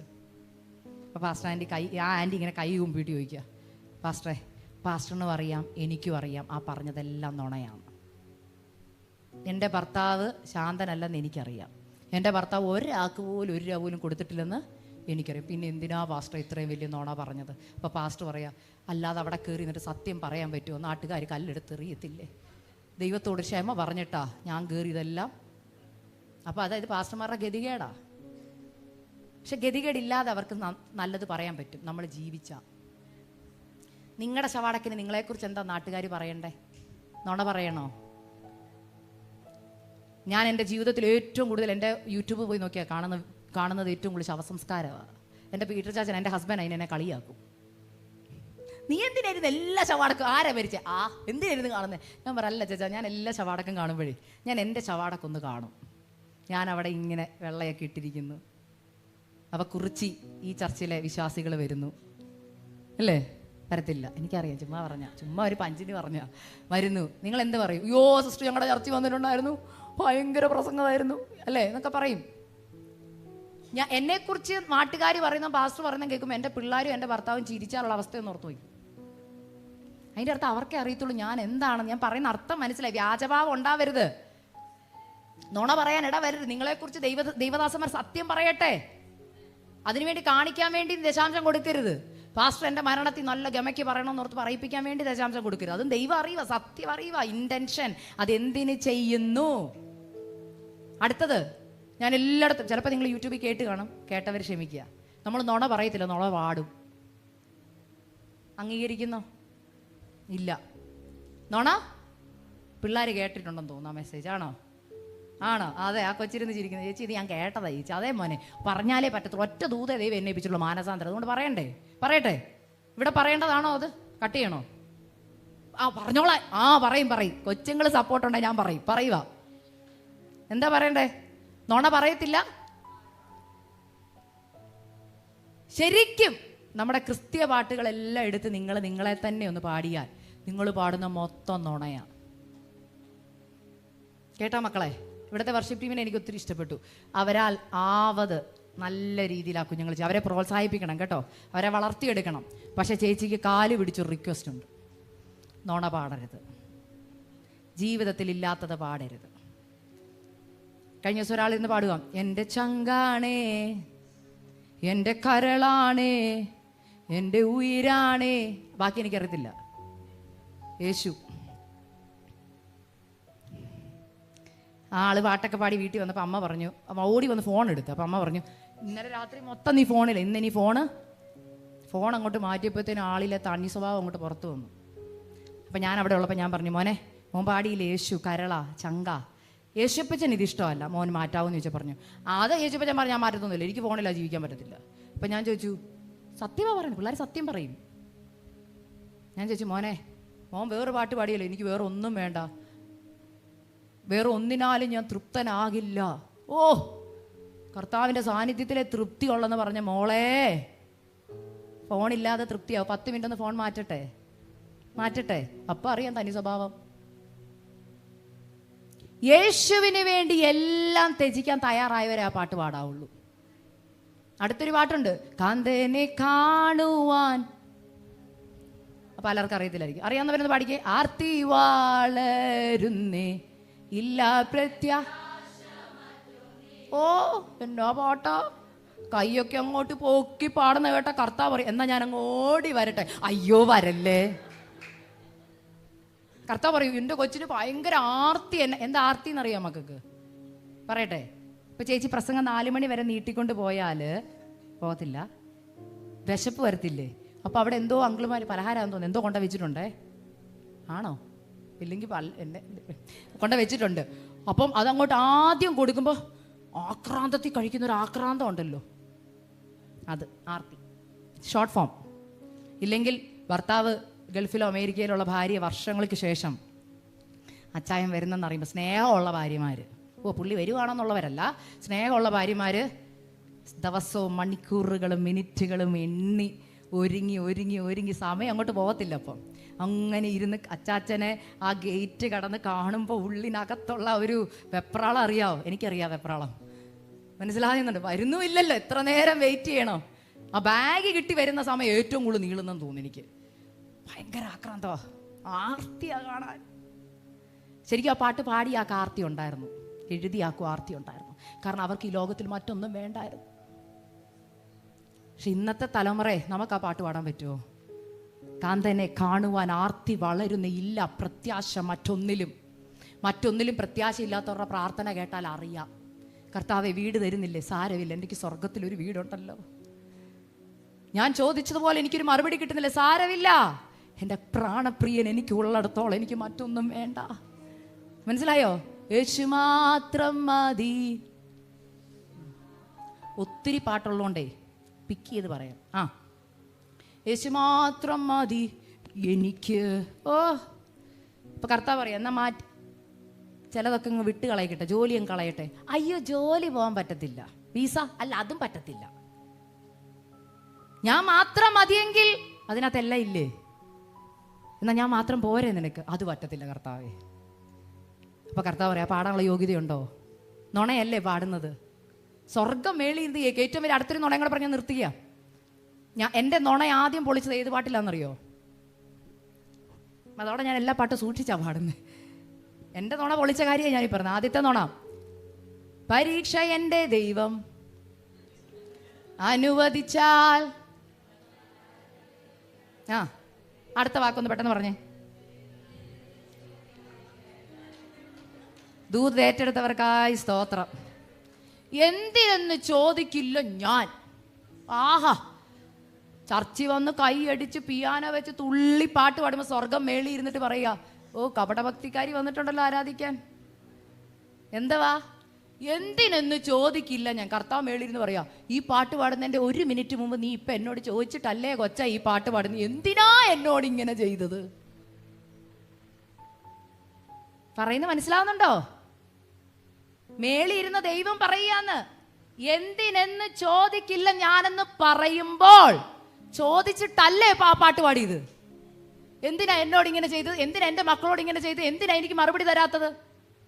ദൈവം പറയാം, എന്നിട്ട് നീ പാടുകയാ ഭയങ്കര ഒരു എന്തിനെന്ന് ചോദിക്കില്ല ഞാൻ ആ പാട്ട് പാടുന്നത് എങ്ങനെയെന്നറിയോ? എന്തിനെന്ന് ചോദിച്ചെന്നാലും, കാരണം ഞാൻ ചോദിച്ചിട്ടായിരിക്കും എനിക്കറിയാം, പക്ഷെ എൻ്റെ നന്മയ്ക്കാണെന്ന് എനിക്കറിയാം. മനസ്സിലായെന്ന് വിശ്വസിക്കുന്നു. ദൂത് നിർത്തുകയാ. ഇന്ന് കർത്താവ് പറയുക, എല്ലാ ദുഷ്ടത ഇന്ന് തൊട്ട് നാവിന് മാനസാന്തരം വരണം. സംസാരിക്കുന്നതിന് മുമ്പ് ഈ വാക്ക് ഓർക്കണം. ഗലാത്യർ 5, കോപം, ക്രോധം, വിദ്വേഷം, ഒരു ദൂത് പെട്ടെന്ന് വരുന്നുണ്ടെങ്കിൽ പെട്ടെന്ന് പറയുക. ചിലർ കൊണ്ട് വർഷങ്ങളായിട്ട് വസ്തുവിൻ്റെ പേരിൽ പോലും പകയുള്ളവരുണ്ട് സഭയ്ക്കുള്ളിൽ. കഴിഞ്ഞിടയ്ക്ക് ഞാൻ ഒരിടത്ത് ചെന്നപ്പോൾ എനിക്ക് സങ്കടം വന്നൊരു കാര്യം. അപ്പനും അമ്മയും മരിച്ച് 10-20 വർഷമായി അപ്പനും അമ്മയും മരിച്ചിട്ട്. ചർച്ച വന്ന് കർത്തൃമേശ എടുക്കുന്ന പുള്ളിയാ. വീട്ടിൽ ചെന്നപ്പോഴേ ഞങ്ങളിങ്ങനെ കുടുംബ പ്രശ്നം പരിഹരിക്കാൻ ചെന്നപ്പം ആ ആൾ എൻ്റെ പപ്പായോട് പറയാ, പാസ്റ്ററേ എൻ്റെ അപ്പനും അമ്മയ്ക്ക് ഞാൻ ക്ഷമ കൊടുക്കത്തില്ല. മരിച്ചുപോയി അപ്പനും അമ്മയും. മനസ്സിലായോ? ഞാൻ ചാവാടക്കിന് പോയെന്നേ ഉള്ളൂ, ഞാൻ അവരോട് ക്ഷമിക്കത്തില്ല. എത്ര സെൻറ്റിനാന്ന് കേട്ടാൽ നിങ്ങൾ അതിനേക്കാൾ ചിരിക്കും. എനിക്ക് വഴി കിട്ടാൻ ഒരു സെൻറ്റ് സ്ഥലം മതിയായിരുന്നു. ആ വഴിയുടെ ഇച്ചിരി ഒരു വളവുണ്ട്, ആ വളവ് അതെൻ്റെ ചേട്ടൻ എഴുതി കൊടുത്തേക്കുന്നു. എന്നാ ദുഷ്ടനാ എൻ്റെ അപ്പൻ. ഞാൻ മറക്കത്തില്ല, ഞാൻ പൊറുക്കത്തില്ല. ദൈവമക്കളെ, വസ്തുവിൻ്റെ പേരിലും സ്വന്തം കൂടപ്പറപ്പുകളോട് സംസാരിക്കാതെ, സ്വന്തം രക്തബന്ധങ്ങളുടെ വീട്ടിൽ കയറാതെ നമ്മളിവിടെ വന്ന് എത്ര തുള്ളിപ്പാടിച്ചാടിയാലും ദൈവം അവരെ നോക്കി വിളിക്കുന്ന പേരാ കാപട ഭക്തിക്കാർ. ദൈവത്തെ സ്നേഹിക്കുന്നുണ്ടെന്ന് എങ്ങനെ അറിയാം? നിന്റെ സഹോദരനെ സ്നേഹിക്കുന്നതിനാൽ അറിയാം നമ്മൾ ദൈവത്തെ സ്നേഹിക്കുന്നുണ്ടോ എന്ന്. എന്താ ദൈവത്തിൻ്റെ സ്നേഹത്തിൻ്റെ പ്രത്യേകത? ഒറ്റിക്കൊടുത്തവനെയും തള്ളിപ്പറഞ്ഞവനെയും ചേർത്ത് പിടിക്കുന്നതാ ക്രിസ്തുവിൻ്റെ സ്നേഹം. അല്ലാതെ കാണിക്കുന്നതിനെയെല്ലാം ദൈവം വിളിക്കുന്ന പേര് എന്തുവാ? കപടഭക്തി. ഒരു മിനിറ്റ് നിങ്ങൾ എല്ലാവരും നിങ്ങളുടെ തലകളൊന്ന് വണക്കണം. ഞാൻ പറഞ്ഞല്ലോ, ഭർത്താവും ഭാര്യയെ നോക്കണ്ട, ഭാര്യ മക്കളെ നോക്കണ്ട, ആരും നോക്കണ്ട. നിങ്ങൾ നിങ്ങളുടെ ഹൃദയങ്ങളെ ഒന്ന് ശോധന ചെയ്തിട്ട് ചോദിച്ചേ, ഇന്ന് ഈ ദൂത് നിങ്ങളെ കേൾപ്പിച്ചിട്ടുണ്ടെങ്കിൽ ദൈവം നിങ്ങളെ സ്നേഹിക്കുന്നത് കൊണ്ടാ. തുറന്ന് ഞാൻ പറയുക, നിങ്ങൾ പ്രതീക്ഷ വന്ന ഇതായിരിക്കില്ല. നിങ്ങൾ പ്രതീക്ഷ നിങ്ങളുടെ കഷ്ടതയിൽ ഇറങ്ങി വരുന്ന ദൈവമാ. എന്നാൽ ഞാൻ ബൈബിളിൽ കണ്ടൊരു കാര്യം, രക്ഷിപ്പാൻ കഴിയാതെ വണ്ണം എൻ്റെ കൈ കുറുകിപ്പോയിട്ടില്ല, കേൾപ്പാൻ കഴിയാതെ വണ്ണം എൻ്റെ ചെവി മന്ദമായിട്ടില്ല. നിങ്ങളുടെ അകൃത്യങ്ങൾ അത്രേ എന്നെ നിങ്ങളെയും തമ്മിൽ ഭിന്നിക്കുന്നത്. ഹായി പട്ടണം പിടിച്ചടക്കാൻ പോയ യോശുവയും കൂട്ടരും തോറ്റു വന്നു. ഇന്ന് ദൈവാത്മാ ചിലരെ വിവേചിക്കുക. നീ ഇന്ന് തോറ്റിരിക്കാൻ കാരണം പോകുന്ന എല്ലായിടത്തും തോൽവിയാ നിനക്ക്. തൊടുന്നതെല്ലാം പരാജയമാ. ദൈവാത്മാ പറയുക, ദൈവത്തിന് അർപ്പിക്കേണ്ടത് അർപ്പിക്കാതെ ശബദാർപ്പിതോന്നാ അവരെടുത്ത് എന്നറിയോ? ആഖാൻ എന്ന് പറഞ്ഞ ഒരാള് ദൈവം പറഞ്ഞു യെരിഹോവിലെ ഒന്നും നിന്റെ കൈ കാണരുത്. പക്ഷേ ആഖാൻ ആരും കാണാതെ ചിലതെടുത്ത് കൈവച്ചു. ആരും കണ്ടില്ലെന്ന് ചിന്തിച്ചതിനെ ദൈവം കണ്ടു. ഹായി പട്ടണം പിടിച്ചടക്കാൻ പറ്റിയില്ല. ദൈവാത്മാവിന് ദൂത് പറയുക, ചിലത് പിടിച്ചെടുക്കാൻ നിന്റെ ജീവിതത്തിൽ നന്മകൾ മുൻപിൽ ദൈവം കൊണ്ട് വെച്ചേക്കുകയാ. എന്നാൽ ദൈവം പറയുക, മോളെ ക്ലീൻ ചെയ്യാൻ തയ്യാറാണോ? അകത്തെ അശുദ്ധി കളയാൻ തയ്യാറാണോ? എല്ലാ ദുഷ്ടത നിന്റെ വാക്കുകൊണ്ട് ആരെങ്കിലും മുറിപ്പെട്ടിട്ടുണ്ടെങ്കിൽ പറയണം, കർത്താവേ എൻ്റെ വാക്ക് മറ്റുള്ളവരെ മുറിപ്പിക്കുന്നതാ, എനിക്കതിന് ജയമെടുക്കാൻ പറ്റുന്നില്ല. ഇത് പിശാചിന്റെ വലിയൊരു തന്ത്രമാ കേട്ടോ. ഇന്ന് നമ്മൾ ആത്മാവിൽ അതിനുവേണ്ടി പ്രാർത്ഥിക്കുക. ഇന്ന് ആത്മാവിൽ അതിനുവേണ്ടി പ്രാർത്ഥിക്കാൻ പോവാ. ഇന്ന് ഞാനിവിടെ നിന്ന് പ്രാർത്ഥിക്കുന്ന സമയത്ത് ആ ബന്ധനം ഇവിടെ അഴിയാൻ പോവുക. കേൾക്കണം, നിങ്ങൾ ഹൃദയം തകർന്ന ദൈവസന്നിധിക്കാരാണ്. അപ്പാ, എന്നിൽ കപടതയുണ്ട്, ഞാൻ വ്യാജഭാവം ഉള്ളവളാ, എനിക്ക് ഇന്നയാളോട് വ്യാജഭാവ ഞാൻ കാണിക്കുന്നത്. ഹൃദയത്തിലെ സത്യം അറിയാവുന്ന ദൈവത്തിന് അറിയാം. ഭർത്താവിനോട്, മക്കളോട്, അമ്മായിയമ്മയോട്, സഹോദരങ്ങളോട് നിങ്ങൾ കാണിക്കുന്ന ഭാവം ശരിയുള്ളതാണോ? ദൈവദാസനോട്, ദൈവദാസിയോട് കാണിക്കുന്നത് ശരിയായ ഭാവമാണോ? നിങ്ങളെ തന്നെ നിങ്ങളൊന്ന് ശോധന ചെയ്തേ. ഞാനതാ പറഞ്ഞു, എനിക്ക് പറയാൻ പറ്റത്തില്ല. നിങ്ങൾക്ക് മാത്രമേ നിങ്ങളെ അറിയത്തുള്ളൂ. മക്കൾ ഓർക്കണം, നിങ്ങളുടെ പപ്പായും മമ്മിയും അറിയാതെ നിങ്ങൾ കാണുന്നത്, നിങ്ങൾ ചെയ്യുന്നത് കാണുന്ന ദൈവമുണ്ട്. നമ്മളെല്ലാം ദൈവം ഒരു ദിവസം കർത്താവിൻ്റെ സന്നിധി വിളിക്കുമ്പോൾ ചോദ്യം ചോദിക്കും. അപ്പൊ പറയാം, എനിക്കിതൊന്നും അറിയത്തില്ലെന്ന് പറയാൻ പറ്റത്തില്ല. ദൈവം ഈ ദിവസത്തെ കാണിച്ചു തരും നിങ്ങളുടെ മുമ്പിൽ. ഞാൻ എൻ്റെ ദൂതനെ അയച്ചായിരുന്നു, ഞാൻ എൻ്റെ ദൂതുമായിട്ട് ഒരാളെ അയച്ചായിരുന്നു, അയച്ചത് പറഞ്ഞു കേട്ടോ എന്ന് ചോദിക്കും. അതുകൊണ്ട് ദൈവാത്മാവ് ഇന്ന് ശക്തമായിട്ട് പറയുക, ഇന്ന് ചിലരുടെ മാനസാന്തരം ഇവിടെ നടക്കാൻ പോവാ. ഇവിടെ നിങ്ങൾ മാനസാന്തരപ്പെടുമ്പോൾ നിങ്ങളുടെ വീട്ടിനകത്ത് ചില വിടുതലുകൾ ക്ഷണത്തിൽ നടക്കും.